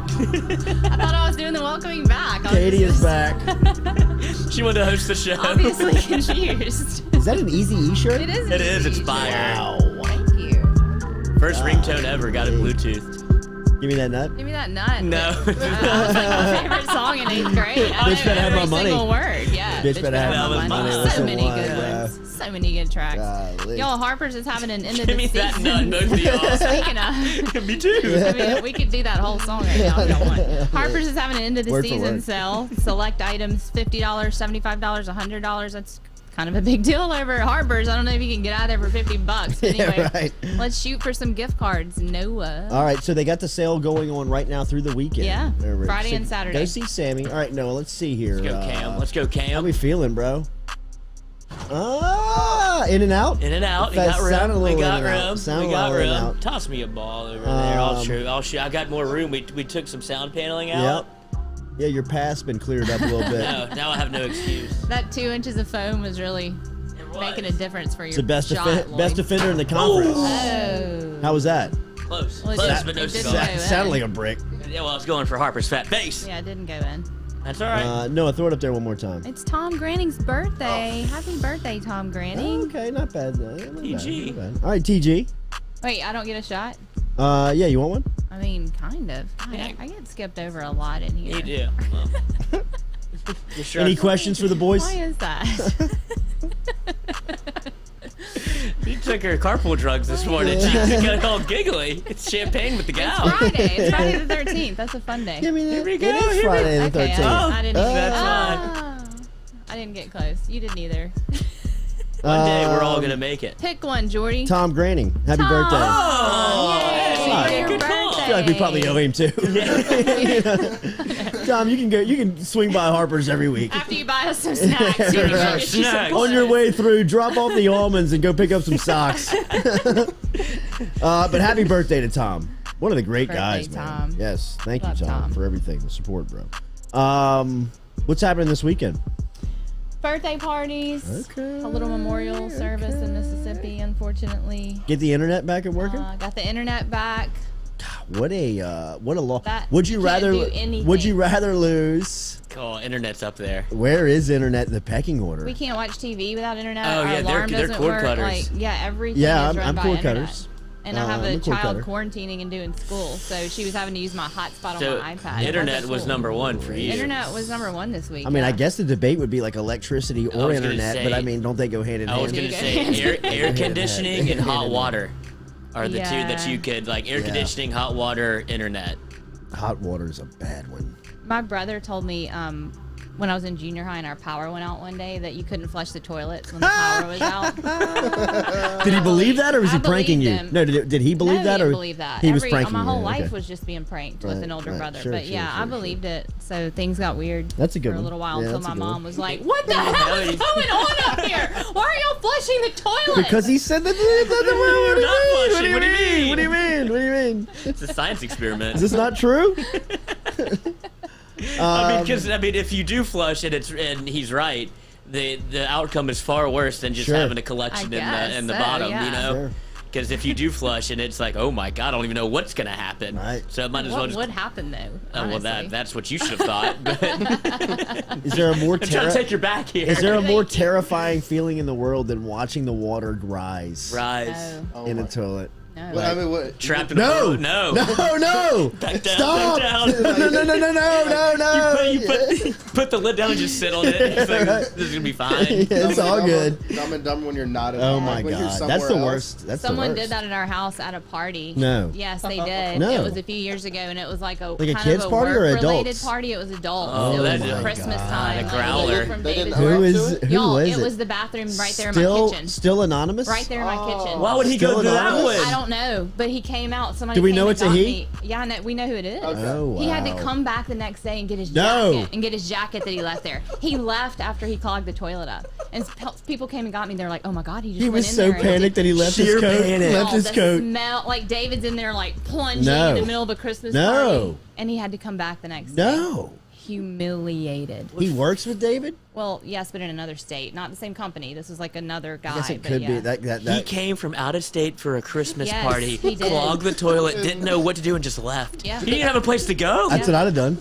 He went back to his hotel. What's your move? You gotta if own you it. go You to gotta an own out it. of Boys, we need some help in here. an out-of-state Christmas party. How long don't did they know anybody. each other? Work Just related. work? It sounds like acquaintances. You don't know anybody. It's a head nod relationship. Close Good to enough see you, Bob. Get invited. Close enough to get invited, but like go to another. If you know you're gonna have diarrhea at the party, Oh my go to God. another toilet. We have others, not the one in the middle of the party. I understand his sentiment though. He's like, I'm not trying to explore the house and like find a good toilet. He was But he just could like, have asked anybody, like, "Hey, is I there am. another bathroom around?" I am. you definitely do that. I am. But maybe he Yes. didn't know. He's like, oh, this is getting worse. Now I'm in here. I'd Especially go in a big upstairs. house. Yeah, I Yeah. don't care who. I'd go upstairs. Especially in a big I'd be house. like, I'm going. Yes, absolutely. Oh, I'll wander around. No I'll doubt. just go home. Yeah, Go to no, the bathroom and Noah's home, a big man. go home guy. No Just shit go break. home. and it's not a bad play. He's gotta go to Central. It's not. Well, I mean that's tough. Well, I didn't come back. Like it'd be worse if I came back. But the For the Irish third goodbye grade. there is probably the play. Anybody seen Jordy? I'd seen him. Man. Yeah. How early in the party can you do that though? If you're like 10 minutes in, you can't. If you have diarrhea, it doesn't matter what time it is. Scott Oldham, I'd have left a jacket behind. I agree with Scott. Yeah, you Yeah. It definitely. was like a You leave nice. the I don't care. I know. I don't I'm care. with you, but he came Unless back. my name is in it, I'm leaving it. Yeah. You know what I mean? Like, unless it's like this jacket Cell phone, belongs wallet, to. and Yeah. keys. You know what I mean? Like, oh, let me. That's mine. Excuse me. Shouldn't have got. Step over the water. Shouldn't have got. Step over the puddles. You'll still have trouble Dave, here. wow. Yeah. Somebody got a little out of control last time. You got some gall to show your face in here, Dave. You have my jacket. Yeah, it's in the toilet. right? We use it to mop. Yeah, no doubt. We I'd really be I'd couldn't be believe matting you that came water back. with that jacket. Yeah, right. We couldn't Oh, believe this it. one? Yeah. Here, Bob. Shithead. Literally. That's a top two word. I mean, That's that's, a- on the yeah, list that of worst is. feelings ever. I mean, I Yeah, guess it's a the only bad thing one. that could make that worse is if you were on a date. Yeah. Right? That would be Yeah. worse. You I don't mean, a wanna be- work party or flip a coin. A work party or a date. Yeah. I mean, I mean, what's date's what's the worse? worst because The you're date, gone the for date. so long. Well, the dates. I guess the dates because there's no out. There's no leaving. Yeah, You know what I mean? right. Like there's no like I mean, there skirting is. out. I mean, there could be, but I mean, you're busted. That would be a dick. You're the move. guy. Right, You know what I right, mean? right. Like at least at this point, it's still kind of open. You know what I mean? Like where'd you go? I just kind of shaded out. You know what I Yeah. mean? Oh, at a party for sure. Like you can kind of just kind of Yeah, ease your way in. But if I'm on a date and she's like, somebody stopped up the toilet. You know what I mean? Like it's like, well, there's only two of us. And I was the one in the God. bathroom. And I was You know gone. what I mean? I was thinking like in a restaurant, like if you're gone, because that's when the clock starts. If you have to make that decision, like, oh God, you've been fighting it off, you're kind of sweaty, and you're like, all right, I have to go to the bathroom in the restaurant. Then the clock starts your mind, like, I can only be gone for about 3 minutes. Right. Like, because then she's like, oh my God, he's been gone for 15 minutes. you Like, gotta- she starts checking her phone. You're definitely on your phone. You're like, oh my God, Yeah, dude, I'm right. dying in Yeah, here. 'cause Worst y'all case should be scenario. quick in the bathroom. I would have that excuse, like doing other things. Sure, like y'all do. powdering Powder my and nose. such. Yeah, Yeah.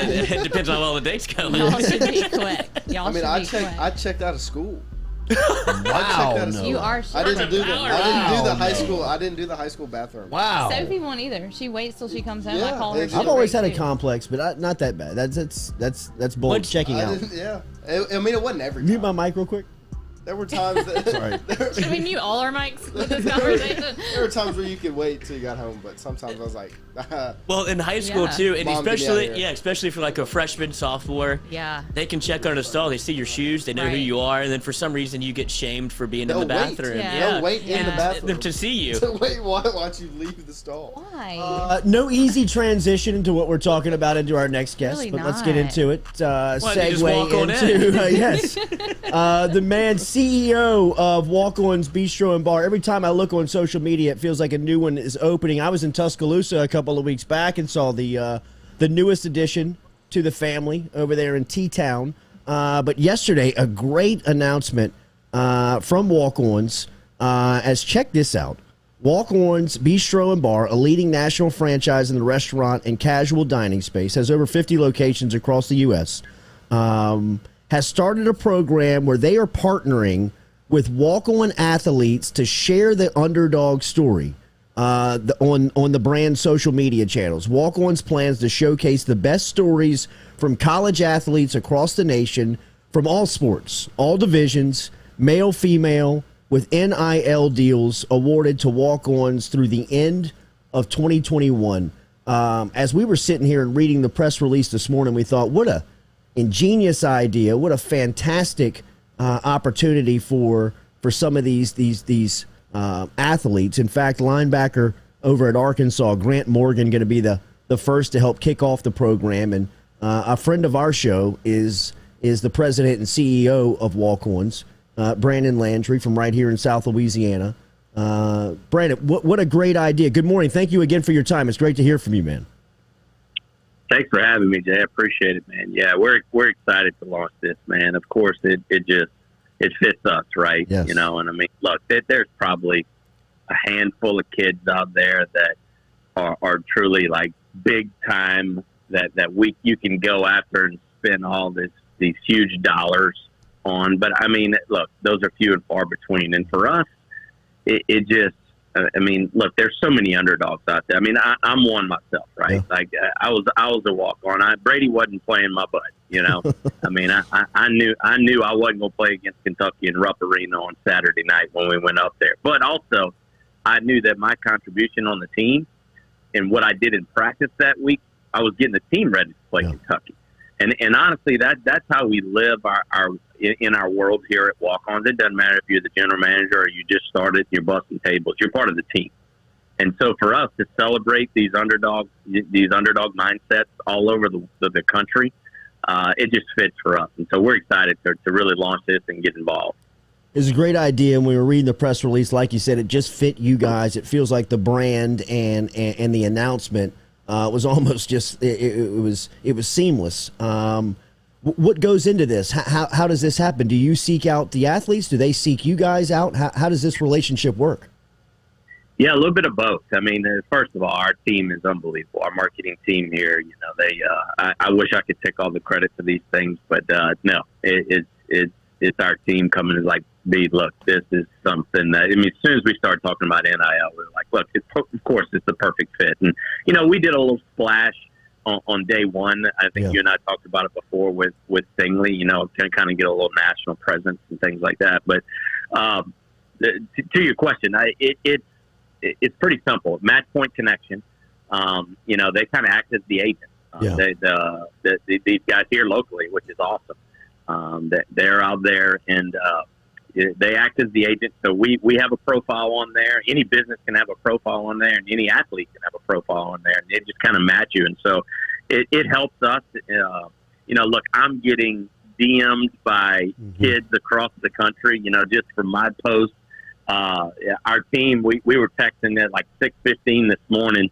They're all saying, yeah, I might have to take these notifications off my phone just because buzzing all night. Like yeah, right. Of course, walk-ons are up early, right? You know, so 5 a.m. Jason Suit here in our office, he's like, man, it's been all night, all early morning here. And so, I mean, just it's unbelievable. I mean, the kid, Evan Russell from University of Tennessee, he was a big time. I mean, he started off as a walk-on. I think he's their leading games played at Tennessee. There was a girl yesterday from University of Purdue. You know, some of these stories, man, it's unbelievable. I mean, and when you really get in and you start, I mean, look, our vision here is to be more than a restaurant, inspire a lifestyle that embraces the underdog mindset in all of us. And so when you talk about something like this, we can go listen to these stories. They had a kid from Arkansas a couple of weeks ago, even before we launched it, said, man, look, do a deal with me. I promise you will not regret it. And he shoots us a video of him getting the team ready. You know, they're in preseason workouts and running, and he's there, and he's like, we got some dogs in this group. We got some dogs. Follow me. I'm going to get us to the pro. I mean, it's just like, wow. Damn. You know, and nobody gets to see that on CBS at 2:30 on Saturday, right?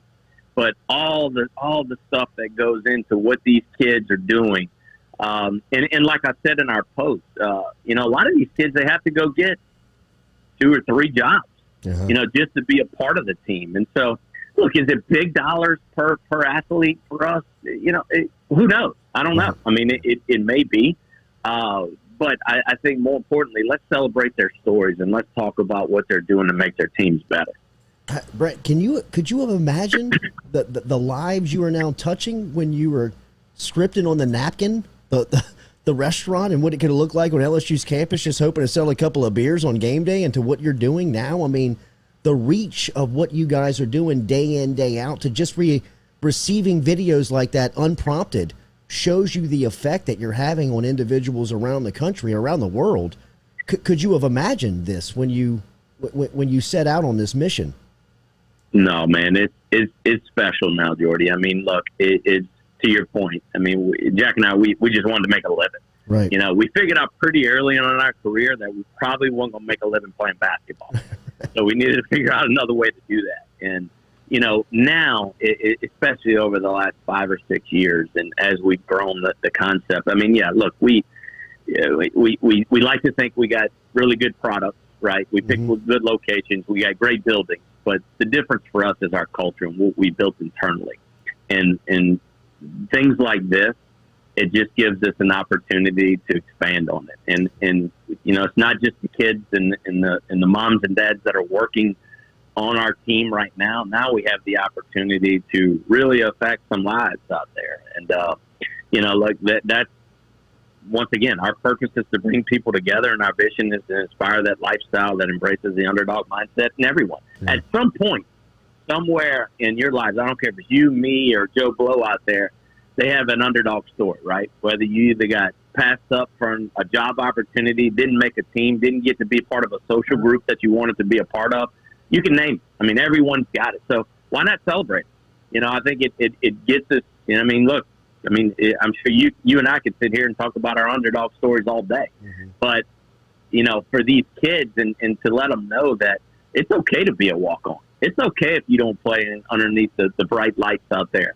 And the Grant Morgans of the world, who's an All-American linebacker now, that started off as a walk-on, that didn't take no for an answer and said, I don't care if I get a scholarship or not. I'm going to work my butt off until I do. Now he's one of the best linebackers in the country. Yeah. And how many stories do you hear like that? So for us as a brand, like I said, is it man, going out and getting a Tua or Trevor Lawrence and trying to pay 6-figure deals and all that? No. It's about celebrating these kids' stories, and who knows? You know, I'd love them all to be a possible franchisee one day.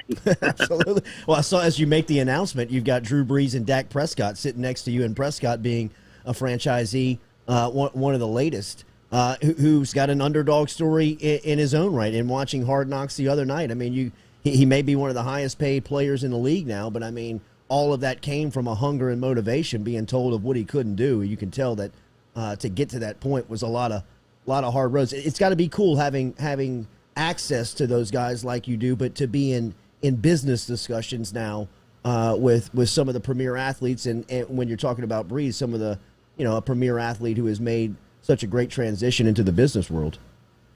Well, look, all three of those guys that I mentioned, they all have that underdog story, right?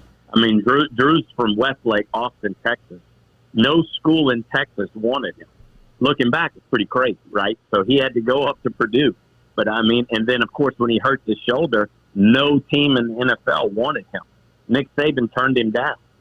And then it was like, okay, I guess I'm stuck in New Orleans. They'd just gone through Katrina. So, I mean, if you read his book and you heard his stories, I mean, he's got them. Of course, Dak. And then Devin as well. So, I mean, it's not just paid endorsers. These guys, first of all, they're business partners, and they've invested in our brand, but our values align. And so, I mean, we have the opportunity. I mean, when we told Drew about this, I mean, he did. You'll see some content. Our team went down with him on Tuesday. He was in New Orleans and got about 5 hours of just footage, because he's like, I am all about this. He goes, dude, this is a phenomenal idea. He goes, whatever you need from me, you let me know. And Dak is the same way. And so it's just, these guys get it. They understand where they've come from, and, you know, the opportunity we got to impact some lives here now. Congratulations, my man. It's a great idea. I love that Walk-Ons is based here in Baton Rouge, and you guys are able to expose this all over the country, and all of it kind of comes back to a small town in Louisiana. So just as a citizen of the state, thank you for what you do and the attention that you bring in. How are you guys preparing for football season? Forget the social and the politics and just everything that goes on in the outside. I know we all have to deal with the announcements and how they come, but obviously those are 8 huge Saturdays for walk-ons, especially right there on campus. Yeah, look, we're business as normal. We're just expecting to get rocking and rolling. Of course, last year was quite a bit different. And, two of our locations, of course, the original here in Tiger State or next to Tiger Stadium, and then our New Orleans location next to the Superdome. So, those definitely impacted by fans or lack thereof. But look, we're preparing just like we were 2 years ago, not last year, 2 years ago. Yeah. Let's rock it out. And so let's hope that things stay the same. And we all know the virus is definitely very serious, but I think we all want business as normal back like it was in the day. Great to hear from you, man. Best of luck with everything coming up, and congratulations on the success. Thank you for the time this morning.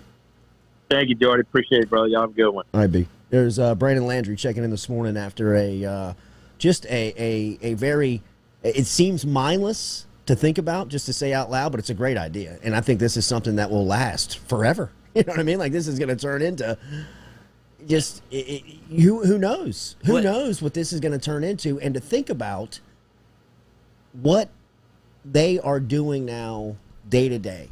Like, it's not even about the food. I know, like you said, that's the culture, and that's the bread and butter, and that's what brings in the money. It has to be good for it to, that's the deal. With last. Right? But what they're doing, the decisions that they're making now, day in, day out, is just unfathomable to think of when you realize where this started, how it began, and where it is now.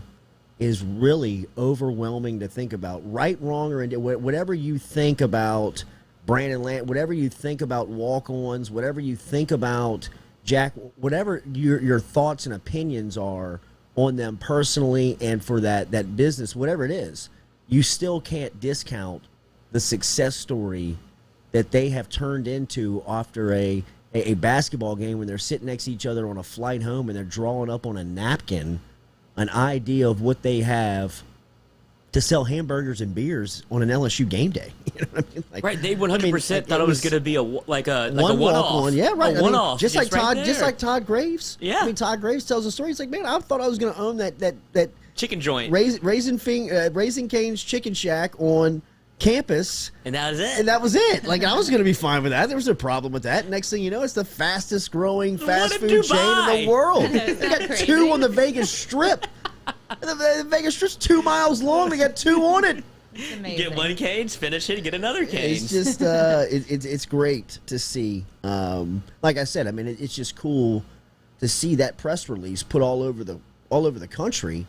And a lot of that come back to Baton Rouge, Louisiana. You know what I mean? A lot of that, those ideas, those thoughts, the praise of that, the idea in just saying, man, that's going to work. You know what I mean? That brand tied along with that promotion really has the opportunity, in my opinion, to be something that just explodes. Absolutely. Just, I mean, when he's receiving videos like he's saying in his DMs from just athletes, all over the country, with people, saying, hire me for your best interest, when people are knocking at your door like that, I mean, that shows you the power that you're having on people, just the effect that people believe you can change their life. Yeah. And they're willing to do whatever they have to do for you to see it and for them to prove it to you. I mean, how much does the name play now, too? Like, it's perfect for name, image, and likeness walk-ons. Oh, it's man. like they were probably, like you said, beating down the door. He's like, hey, I'm a walk-on. I know your story. We have the same story. Right. It's like, oh, well, it's perfect simpatico, and there's no way that they thought about that. You couldn't have seen name, image, and likeness coming 20 years ago or whenever it was. But for it to play out the way it has, it's just almost, it's unfathomable. Yeah. It's like serendipitous to be able to, it's like, oh, we named it walk-ons. Now we have this ability to have people that are walk-ons get, tied in with our brand. It's all worked out in spades for him. It's awesome. Edward Jones, get in touch with Daniel Newman, daniel.newman at edwardjones.com if you want to get in touch with our financial advisor. He has done great work for us. He promised it was going to be simple. It has been extremely easy since we transferred over the 401k that we had about 6 months ago. He's made us money. He's given us great advice, and has made it very simple to keep up with the app and the weekly calls and the updates and the emails.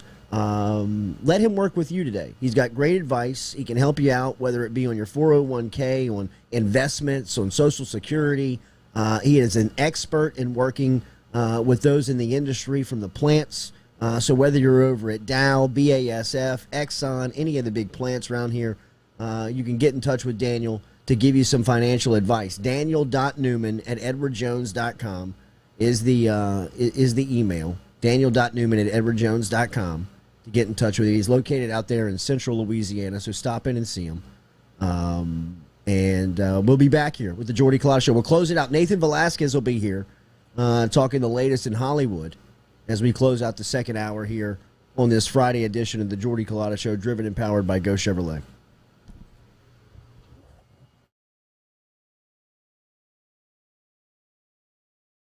Go Chevrolet is proud to announce Go Express Auto Sales, the new used car lot located in the capital city of Baton Rouge, Louisiana, at 11522 Florida Boulevard. Go Express Auto Sales is online at goexpressautosales.com, or you can search them on Facebook and social media at Go Express Auto Sales, the newest addition to the family of Go Chevrolet. Remember, Go Chevrolet is located down in Laplace, Louisiana, but now welcoming aboard Go Express, the new used car lot located in Baton Rouge, Louisiana at 11522 Florida Boulevard.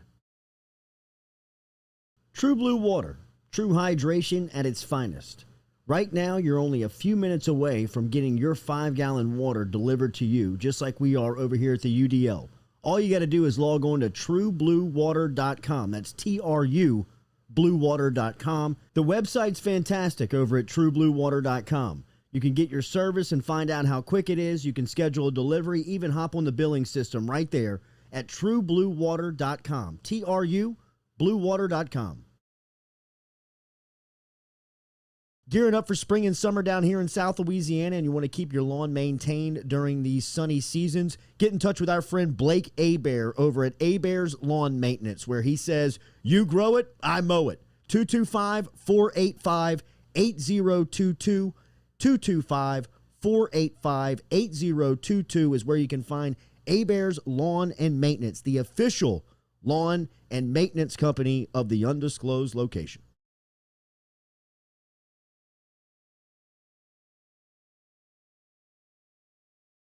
Abear's Specialty Meats, home to the finest boudin in South Louisiana.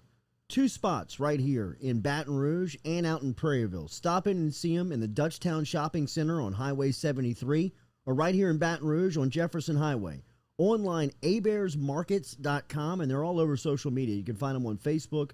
You can find them on Instagram. Abear's combines perfect seasoning with that authentic Cajun flavor. Find out for yourself. Baton Rouge on Jefferson Highway and in Prairieville on Highway 73. abearsmarkets.com.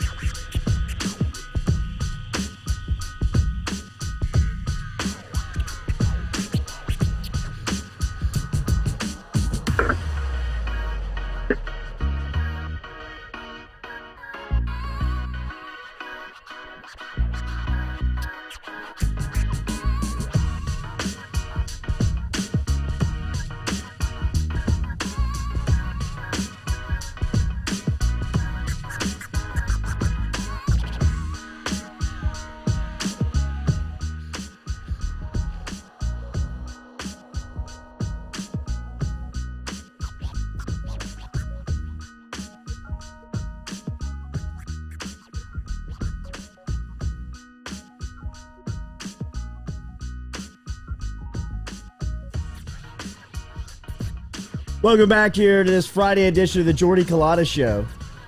Nathan Velasquez coming up here, closing us out on a Friday like he usually does. Before we get completely away from you today, there is a list of the top 100. The top 100 college football head coaches of the past 50 years. We will give our thoughts on that before we get out of here. Nathan Velasquez is back with us here on this Friday morning. Nate, it is great to talk to you. Good morning. How are you? Doing well. Was that college football coaches? Yes, Nate. Who do you have number one? Well, it's got to be left for me. I'm not a sports guy. I'm not a sports guy, but that's my childhood right there. I haven't followed what's been going on with him though his last few years. He's doing all right. He's gotten even better. His comeback has not been as good as Brandon Frazier's. I can promise you that. Frazier's he's on a great comeback tour. Oh, it seems like it's something like that McConaissance, which is the thing everyone termed it back in 2012. If everyone remembers, Matthew McConaughey was gone for like 2.5 years. No movies, TV, nothing. And then he comes out of nowhere with things like Wolf of Wall Street, Interstellar, True Detective, and he was like, I just needed some time. I didn't like what I was doing. Wanted to kind of get myself right. Was that Dallas Buyers Club too? Yeah. Dallas Buyers Club, wow. Killer Joe. Like, it was, he had a 3-year stint there where it was unbelievably quality, entertaining stuff. And, you know, he was still popular before that. Brendan Fraser has been out of the limelight for a good while. But, I mean, it's exciting because he came out with No Sudden Move, which we talked about on the show last month. Everyone should check that out on HBO Max. That's a really good movie. But it was announced in the last 3 weeks, he's got another 2 heavy hitters lined up. The first one that was announced was he's going to be working with Darren Aronofsky. That's the person who made Black Swan, who made The Wrestler. So much more of like an awards contending performance. He's playing someone who hits rock bottom and tries to reconnect with his daughter. It's a biopic. It's a strange... Yeah, exactly. It's a biopic. Well, if you really want to get into a biopic, I don't know if you've got a picture of Brendan Fraser. The hook for this movie, the character has a very extreme eating disorder, weighs 600 pounds, and the movie is called Whale. Wow. So it's a bit on the nose because if you saw him in No Sudden Move, you notice he put on a few of the pounds, which is fine. But the big news was that he last week was cast in Killers of the Flower Moon. This is the new Martin Scorsese movie, the biggest Martin Scorsese movie that he's ever worked on. It's $200 million that this thing costs. It's the most expensive movie. It follows an FBI investigation in the 1920s after several really, really strange murders. And I would recommend people look up the story on Wikipedia. If you can read the book, this is, when you think the story can't get any wilder, it just gets weirder. So to land a main starring role in this movie is huge. And in a lot of interviews, Brendan Fraser recently has been kind of candid about personal struggles. So it's a heartwarming story, I think, to see that he's doing well now. So good for him. Nathan, maybe the best thing I've seen in 2021 is a Val Kilmer documentary that is airing right now. And someone like, have you seen it first? I have not Nathan, seen it, but it looks like a tearjerker. It is very much a tearjerker. It's sad, but the most incredible raw footage you will ever see from the eye of an actor going through his journey. He has a video camera that he buys in 1983 and takes them on nearly every call, like every audition, every car ride to the audition, all of the behind-the-scenes stuff his son has found in a box and narrates. I'm talking like behind the scenes stuff at Top Gun. He's on set with Marlon Brando in Australia, and he's going back and forth with some famous director. And the director's telling him to turn the camera off. He's telling him, I'm not turning the camera off. Him, Kevin Bacon, and there's one more young Sean Penn. Him, Kevin Bacon, and Sean Penn are sitting in a dorm room at Juilliard. Nathan, get this. At Juilliard in 1984, when all three of those guys are on campus with Kelly McGillis, who is the lead actress in Top Gun. She's there with them. They did not have a screenwriting curriculum for plays at Juilliard in 1984. Val Kilmer developed the curriculum. No way. He wrote the curriculum for it. Oh my God! And he goes through the entire process of that. He keeps the video camera of him going back and forth with his acting coach at Juilliard, and like him and the acting coach are kind of getting stern and going back and forth, and Val Kilmer's making great points, and the acting coach is making great points, but the acting coach is right, and Val Kilmer kind of subsides to the argument, and he goes back to his dorm room and explains.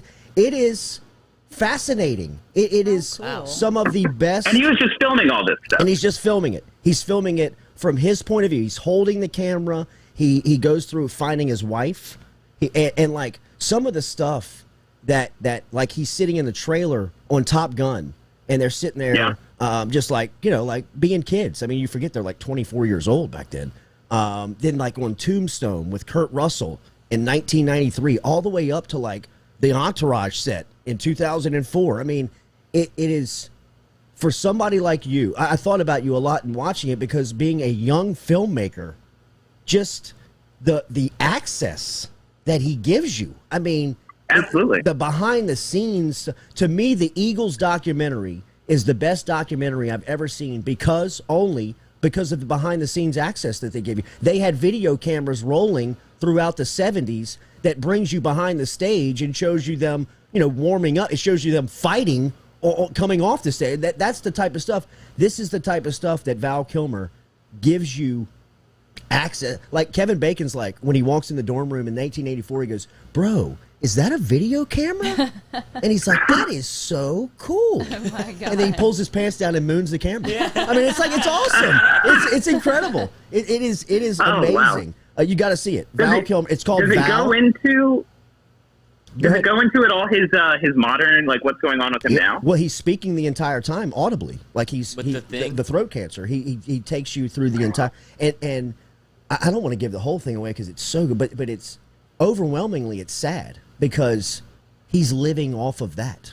You know what I mean? Like his life today is celebrating his past, and it is a while it's very endearing for somebody who is there watching those characters be built, it is also sad to see the man behind the character just getting hit in the face with real life. But from interviews, it always seemed like he was taking what was happening to him now in stride. I have not made the time to watch it. I knew it was going to be it. It's good to hear that it's that endearing. Yeah, but that I can't believe that he. Hell of an investment. Unbelievable. Like I saw one criticism, or not criticism, critique of it that said, for those who felt like they never knew Val Kilmer, he introduces himself and sits down with you for an hour and a half and tells you exactly who he is. Like if you were confused on who Val Kilmer was, because I think he was like he tried for the Ray Liotta part in Goodfellas, and he takes you through that. He shows you. He sends Scorsese 5 different versions of that role. It's incredible. I mean, it's captivating. I mean, like you sit there, you don't answer your cell phone if it rings. Is there footage from The Doors from him playing Jim Morrison? Yes, there is. Yes, and it is wacky, bro. It is wacky. Hated being Batman. Hated being Batman. Really? Nathan, I cringed at Quentin Tarantino's interview this week, where he talked about his relationship with his mother. I thought it came across very petty. Did you hear it? What were your thoughts on it? It was terrible, and actually, it was 25 minutes ago. The article says right now his mother responded, so we can get to that part of it. But it was, I feel like this is something Nathan. What's going on with the audio? Yeah. What's going on with the audio? Where are you? Are you far Are you in away? the bathtub? What's up? What's going on? We good? What were you doing, dude? What the hell were you doing? What was going on? Breakfast. What the hell was going on? Were you in a sinkhole? Was that was probably as cringe as the actual Tarantino interview. Good radio there. Yes. Good radio there. Yes. Luckily, we're not on radio. We're on digital, so it worked out fine. Now, right. you bastard that you have the phone back to your ear, tell us about the Tarantino interview. All right, I'll try and get through this one. So it was pretty bad. The interviewer pretty much is asking him. He jokingly is saying, "It must have been awesome for you. Immediate success from a young age. You know, Reservoir Dogs does well critically, but then you get that Pulp Fiction money. Like, that must have been awesome. Must have been awesome to, you know, go out, see anything you want anywhere, you know, buy your mom that car." Tarantino responds, "I vowed from a young age that woman would never see a penny from me." Whoa. Ugh. Gross. Dude, And then read he the goes room. in. Yeah, right. Read the room. So you can tell. There's not actually video of this, or at least I have not seen video of this interview, but just reading it, you can tell that the interviewer is like, "Holy shit, what do I do now?" So Right. he comes back and he's like, "Oh, well, you must not mean that. Like, come on, did she really, like, what did she do to deserve that? Like, what are you talking about?" And he said, "When I was young and I didn't do well in school and I was writing scripts during school, she told me that my, like, little writing career wasn't going to take me anywhere. So I made that promise at a young age that she wouldn't see any money." So the guy's like, "Well, I mean, did you keep to that?" And Tarantino just goes, "Yep." And it's just, I don't know. I feel like cold. that, It is very cold. It was. even if it's true, I don't know what that does for you. It's there. Right. It's sticking to the "I'm the king of the world" brand for sure. But The quote that stuck with me was like, he was like talking to all, like, parents, your words matter, what you say to your kids. Like, okay, so you're taking one sentence that your mom told you when you were 12. I got to imagine that there was a little bit more love in his home than that, and you're gonna stick on that when you're now at this point in your career with all this money. I would do Long time that. to hold You on would to do that? I would do that Bro. 100%. I'm the Spike King. Are you kidding? Like, that'd be such a misery. You got all this money. Why are you so mad? What you so mad and about? also for context for everyone listening, the lesson that Tarantino is saying is that if your kid is about to, which he did, drop out of high school and is not doing any of his schoolwork, you have to just let them do what they're doing. It doesn't make sense even from the perspective of even an okay parent. I can't imagine an okay parent going, "Oh, what, you're doodling during class and you're about to drop out of high school. Do what you want. You're fine." Right, you're on the right path. I would be You're fine on the with right that. path. Go fly. But Spread your wings. Yeah, but his mom Miserably responded. rich. What did she say? Absolutely. What did she say? Her quote, and she gave like a paragraph quote, but she started off with saying, "I love him and I support his decisions." All right. Well, there you go. You know? Good job, Tarantino. Eminem. Golly, man. When I read it, I was thinking, God, is he joking? Like, this is not playing I didn't well think he at was all. joking. It seems like him. Review today is The Green Knight, 3:30, 5 Minute Critic. Yep, 3:30 Central Time. It's a great movie. If anyone watching has seen, or I guess has read any of the King Arthur stories, The Green Knight captures not just the story of this legend. It gets the exact feel of what it's like to read one of these old stories. And if you're into that type of story, an ancient story, something that's got a very like old magic feel to it, then, and if you like movies that kind of make you walk away and go, well, your interpretation is going to be totally different than someone else's. If you like that type of stuff, this movie is really for you. And if you have seen it, I kind of break down what my interpretation is, and that'll be on the channel today, 3:30. Have a great weekend, buddy. We'll talk to you next Friday. None of that phone bullshit next week. Whatever that was. Yeah, bro. Later. Oh, there you go. Nathan Velasquez checking in. You won't see a dime from Nathan. That's what he's saying now. New York City. They're in the 5 Minute Critic. But back to the vow stuff, man. I'm telling you, it is powerful. And I hadn't even finished it. I fell asleep. I fell asleep so like good. 20 minutes left.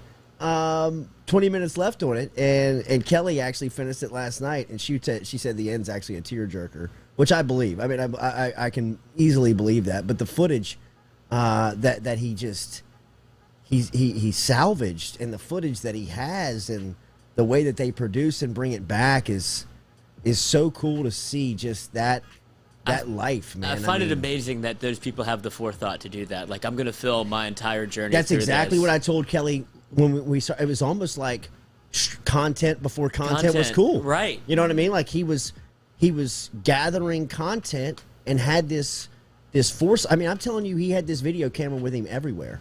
Like, he's in this back and forth on this movie in Australia with Marlon Brando that flew in this famous director because the director before him couldn't stay on time and couldn't stay in budget.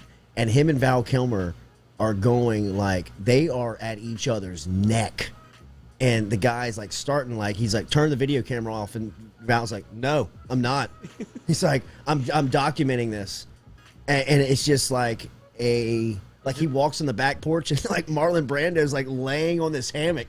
And he's just like swinging, and Val's like, like, what's your name, old man? You know what I mean? Like, it's just like, you can tell it's he's just, like doing impromptu interviews, and nobody thinks anything of it because, like, I don't even know what a video camera does. Like, this won't be out there. It's like when you have your iPhone now and you put it in somebody's face, people are like, oh shit, that's going to go on the internet.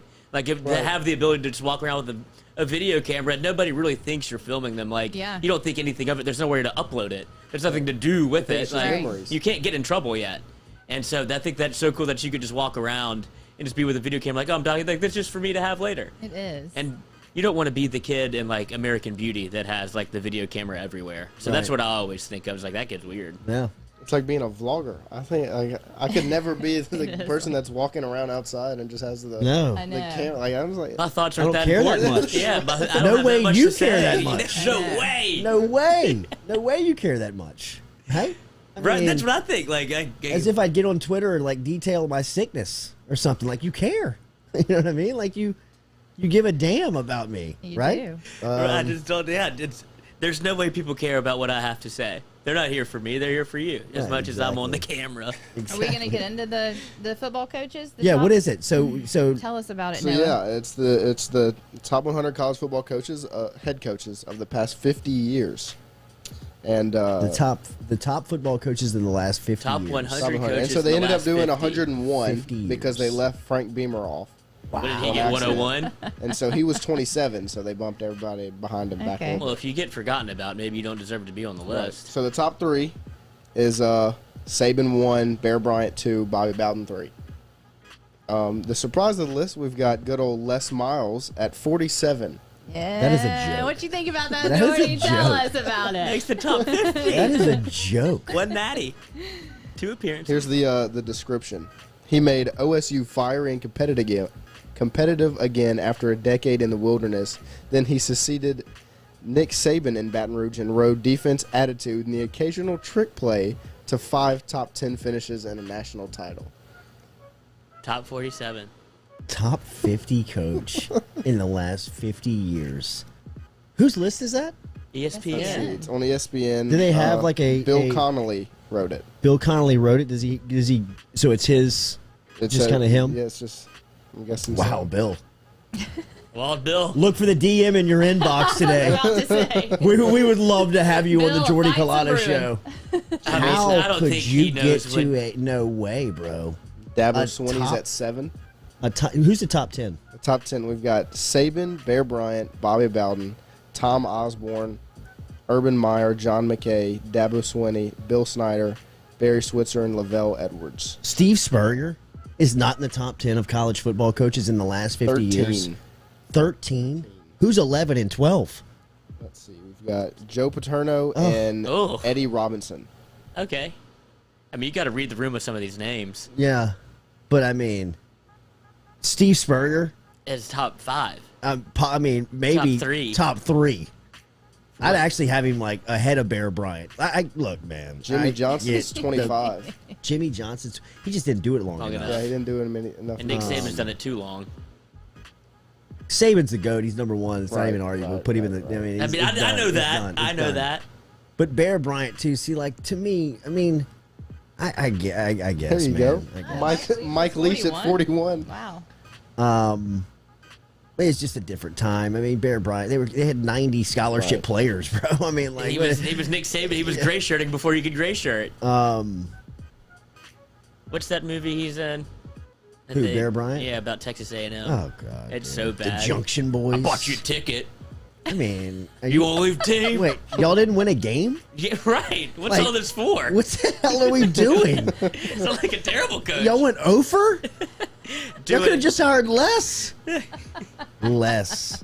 A top 50 coach in the last 50 years. That to me has discounted that entire list. It's weird because of the stuff surrounding him. They would be on there, but I guess not only take that stuff away. Like really, like if you want to be completely objective about Les Miles, and you want to take all of the perverted, weird, creepy stuff that now clouds him when you think of him away, and just analyze him as a football coach. Just look at him through the parade. Just he is a football coach. And you mean to tell me that he's a top 50 coach in the last half a century in the sport? I mean, I feel like I could rattle off 50 just off the top of my head that's been in the conference the last decade that have been better than this guy. I mean, really, if you just analyze Les Miles as a football coach, don't you have to say that he underperformed way more than he got the best from his team? I mean, how many times did you go through a season and you scratch your head on how did he win that game but he lost that one? Or how many times did you see him in situations where you're like, how is LSU even in this predicament? Well, because he tried to run a fake punt in the first half where he tried to run the football when his quarterback was on fire. He just had no feel for the game. Well, he was a great recruiter. He was in Louisiana at LSU. I mean, if you can walk and chew gum at the same time, you should be able to sell the program. After Nick Saban has come in here and given you the blueprint, the cheat sheet, bro, stick to this and you'll win a national championship. Trent Johnson sent John Brady a 2009 NCAA and SEC championship, NCAA tournament appearance and SEC championship ring.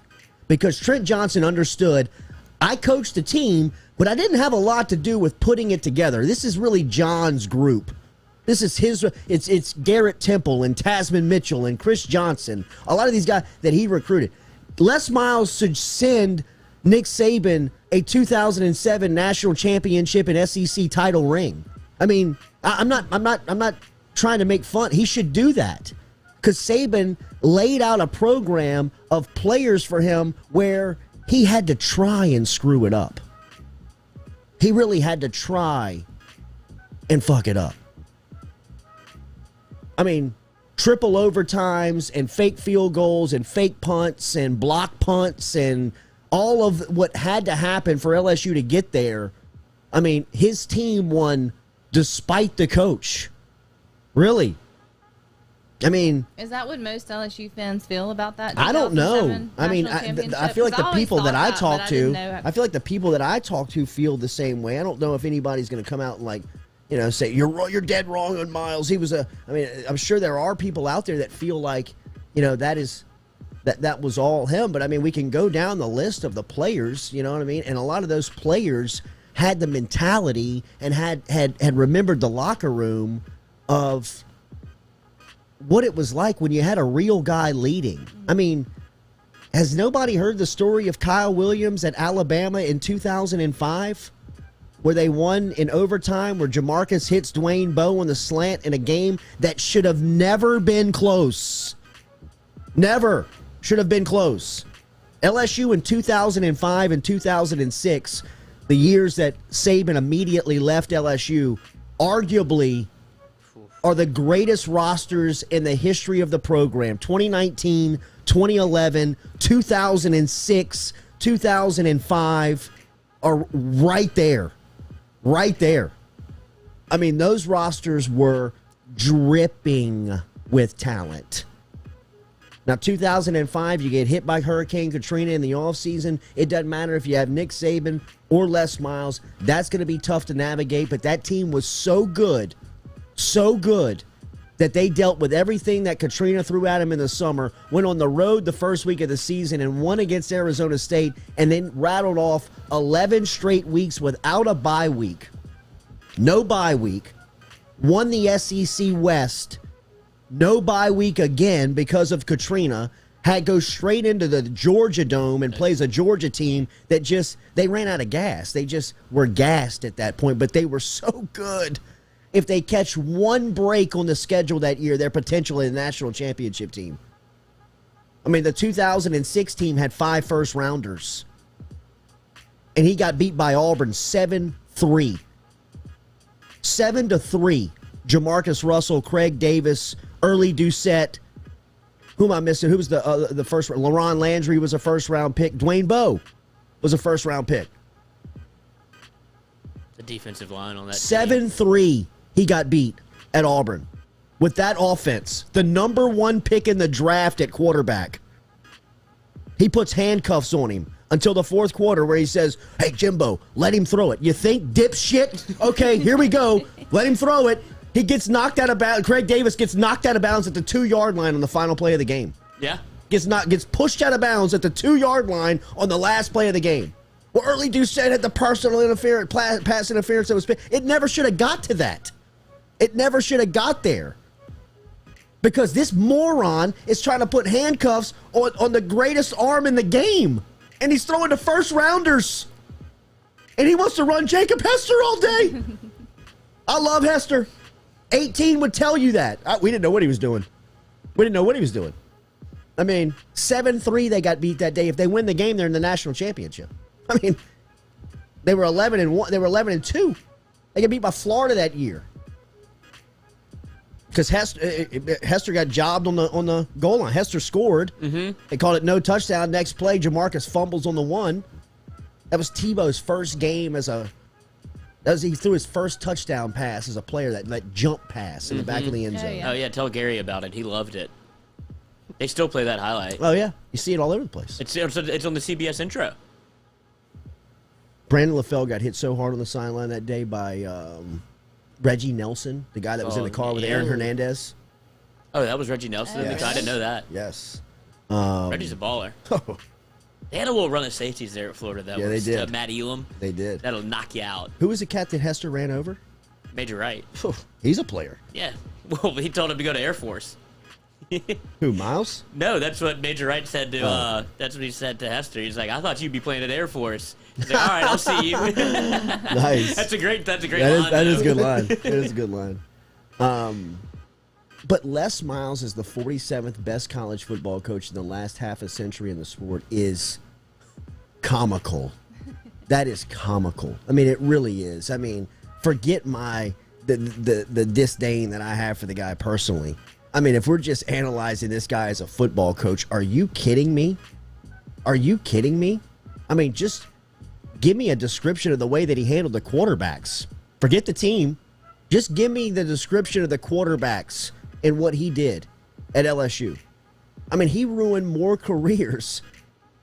He is.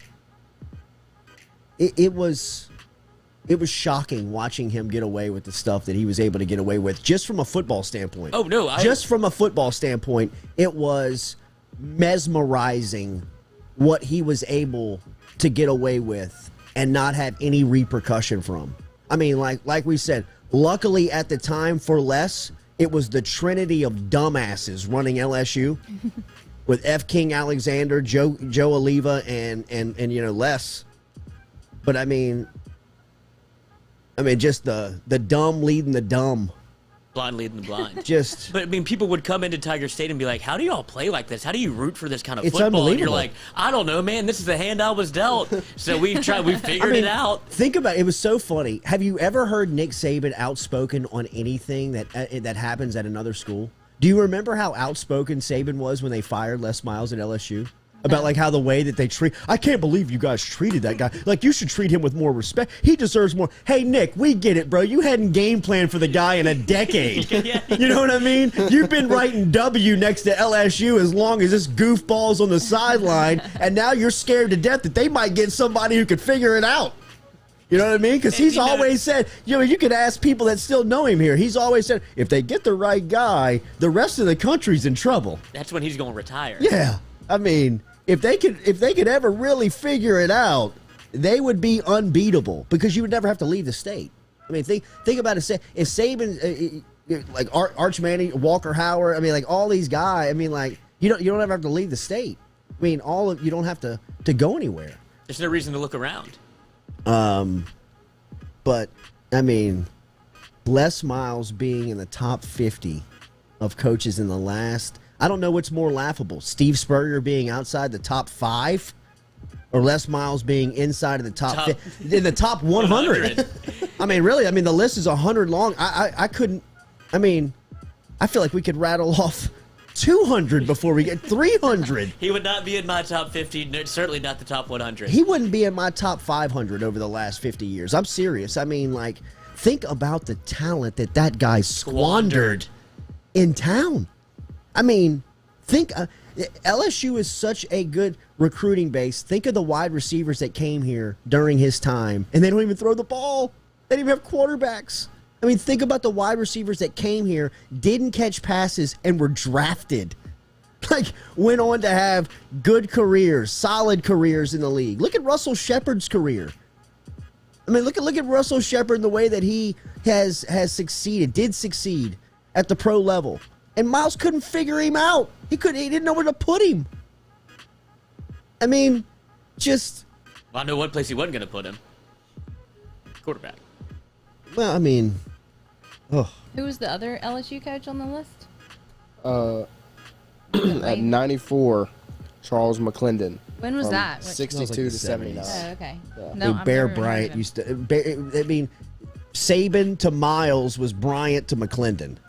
You know what I mean? Like, Saban has kicked Miles' teeth in every time they play, broke his heart, beat him in all types of... He's blown him out. He's beat him on the last play of the game. He's beat him in overtime. He's beat him at Baton Rouge. He's beaten him in Tuscaloosa. Bear Bryant did the same thing to McClendon. I mean, I think McClendon beat Bryant one time. You know what I mean? Like, and it was like when Bryant was dying, smoking cigarettes on the side. He couldn't even see the game. That may be wrong. I don't know, but I think just that he beat him one time. He might have beat him more than that. But he didn't beat him 3 times. You know what I mean? He doesn't own the record. He doesn't have the win-loss records in Bears' favor. It wasn't 3. I can promise you that. And he's got ass hair on his head. Les Miles is a joke. He's the worst football coach to come through LSU in the modern era. Did you see Curly Hallman? Yes, I know about Curly That's Hallman. not modern but era, Curly though. Hallman didn't have the resources. He didn't have the money. He didn't have the recruiting fund. He didn't have all of the access and resources that the LSU head football coach has now. So I guess there's only been 3 in that time. Or, you could throw DiNardo in there. But, I mean, Les Miles in a landslide is the luckiest, worst coach that this town has seen. I mean, like, it is amazing the amount of luck. Somebody sent me a clip that was on Twitter of that Tennessee game that T-Bob saved his life when he snapped. I mean, if you look at the second down play, he runs Jefferson off the right side into the line of scrimmage, and then in between the third down play, he's subbing wide receivers in on the 2-yard line. And the quarterback is looking at the sidelines with his hands in the air saying, "What are we doing? We got to go." What are we doing?" That was 1 year. That wasn't even a calendar year from flubbing the clock in Oxford the way that he did against Ole Miss to lose the game live on national television and then went into the press conference and tried to put it on his players. I mean, this all happens within like a season. And then 3 weeks later, he's eating grass and beating Alabama on national TV with reverses and fake punts and fake. Just like, this guy is, are we kidding with this guy? I mean, he's down there eating grass. That's weird. I mean, like, that's strange. It was strange. How many times do you think he went down to get some turf and it was actually turf. Like he was like, "Oh wait, fuck, can't eat this piece. This Hey, is not real grass. hey, it's hard to get this look shit here, up." Chief. This is fake. Just like me. I mean, John Chavis and they were probably like, "Good God! I mean, if he didn't get me $1 million, I would never hang out with this nerd." You know what I mean? Like, Sky. I mean, just There's a hell of an after party. what's the passcode?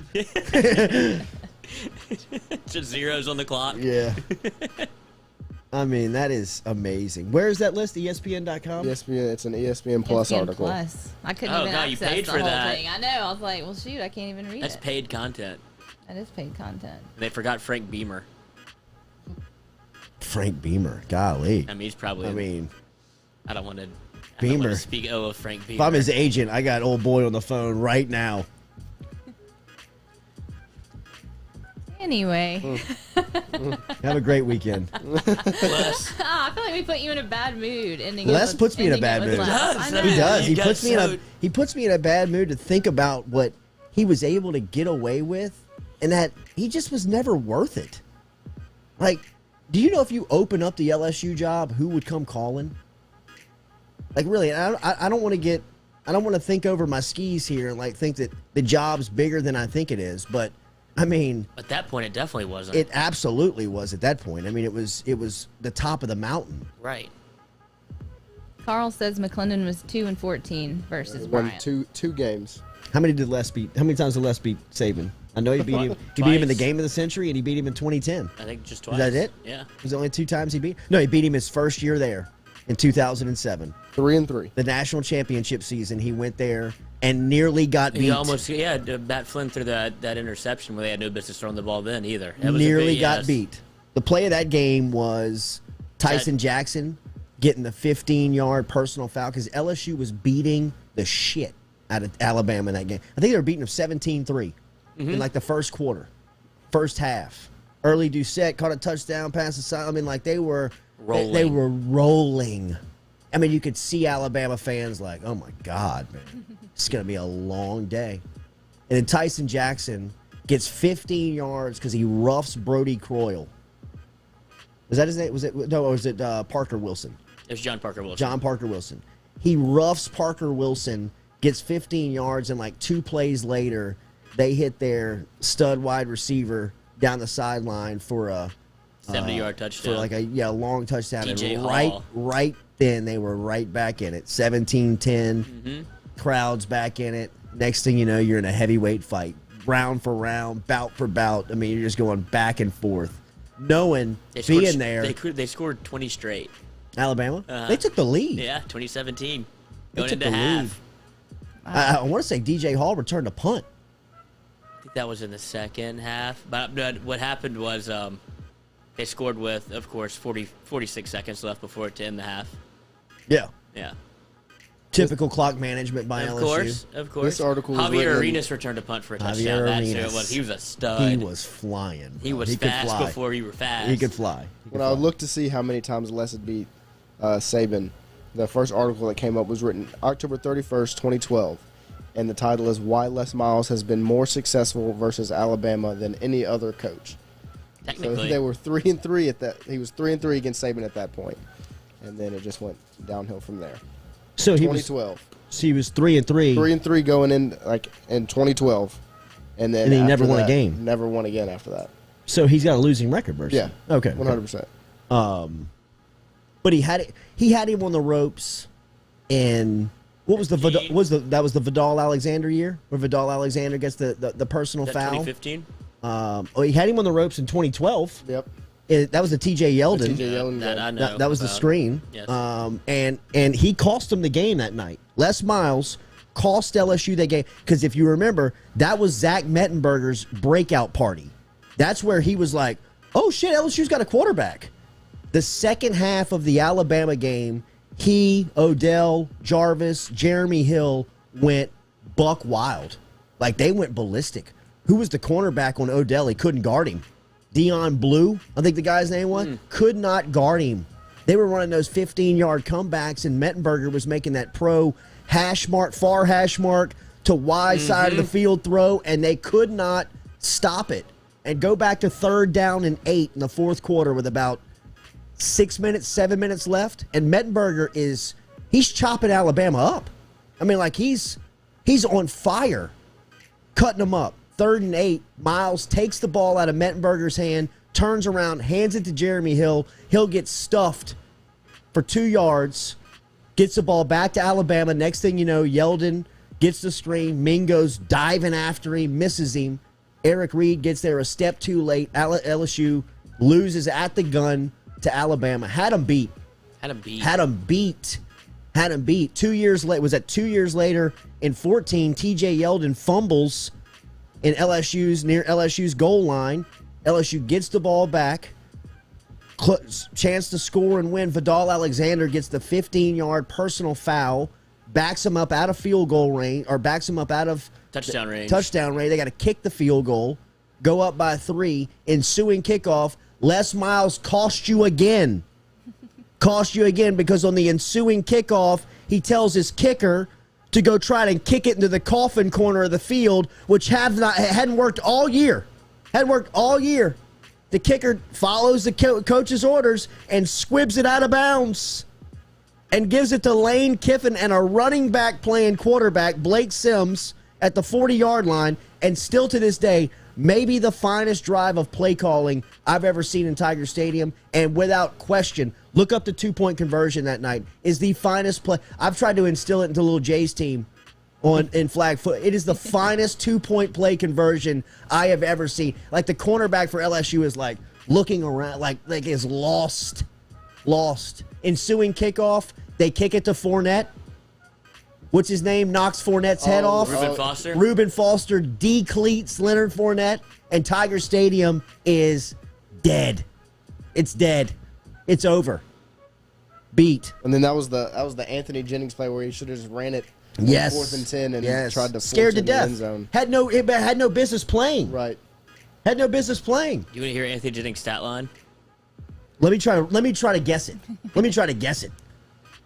9 for 13, 118 yards. You're giving him way too much credit. Is this the game where he hit Malachi? Yes. And Malachi, the one-handed grab for the touchdown? So 1 touchdown, 3 picks. 1 pick, 8 for 26 for 76 yards. Wow. 1 touchdown, 1 interception. And you had a chance to beat Alabama with quarterback play that bad. That defense was so good. Blake Sims. 8 for 26. Do you understand? There's a possibility that one of the 4 of us could go out there and complete 8 of 26 passes versus Alabama. Like, if you just called screen, slant, put me in a shotgun, 7 yards back, guarantee me that I could have a passing lane to throw something, I'd bet if you gave me 40 tries, if you gave me 26 tries, I believe that I could hit 8 of them. And you're playing that's so bad, man. With that, expecting to win. And having a chance to win. Was he the only guy that played that night? Yeah, he was the leading passer. I mean, Leonard had a good game, 21 for 80 yards, which is pretty good against Alabama. Blake Sims, 20 for 45 for 209 Blake yards. Sims, coach. A running back. Blake Sims, a running back. Lane Kiffin made him look like a Heisman winner that night. Have you seen that 2-point play yet? Look up the 2-point play in 2014. I'm telling you, it's the finest. I mean, like, LSU is like, yeah, what just happened? He's the only quarterback that played. 8 for 26. Somebody needs to talk to Anthony Jennings. Where is he? I wouldn't come back here. Did he finish at LSU? No. He didn't finish he went transferred to ULL. That's right. We should call him. It's not their fault. That's what I'm saying. It's not his fault. I mean, it's not their fault. But I wonder what he was thinking. He's like, Jesus Christ, what are we doing here? Fucking Les Miles, man. I mean, that's 2 games off the top of my head. Thinking back in that game, those games versus Alabama, where he just cost you. I mean, he just get in the way of the game. I mean, what was the night that was it 2012 when Brad Wing, they're like 40 yards out and they try to run the fake field goal where Brad Wing catches it and throws it to like Drew Alamon, and Alabama's like takes Alamon by the shirt, like puts him down on the ground, like looks at the side like, y'all think y'all gonna This bullshit What ain't are y'all gonna doing? work. What are you doing? We've seen the film. You can only run about 3 fakes from the field goal position, and we know y'all are gonna do it. We had Tim Williams on the radio the year that Tim Williams was getting ready for the combine, so he was leaving Alabama. This is the summer after his Junior year? Yeah, I think did he go early? I think so. And it's me and T-Bob, and we have Tim Williams on the radio, and we're like, Tim. Oh, no, he stayed, remember? They got him to come back. They And we did, were like, how yeah, the hell is he coming right. back? Yeah. We were like, Tim, what did y'all think when y'all kept playing LSU? And this was the year that they kept running Fournette into the wall, like beating the hell out of him. They just kept running Fournette into the wall, into the wall, into the wall. And he's like, has this like realest, rawest, you know what I mean? Like, he's like, we kept running it back onto the field thinking they can't keep calling the same plays every single down, huh? Is this easy? I mean, is they really just going to give us this game like this? I mean, he was so, like, just like, man, we would be like, are these dudes serious with this stuff? I mean, Miles, he's the worst. He is the worst. He's the worst, and it's not even close.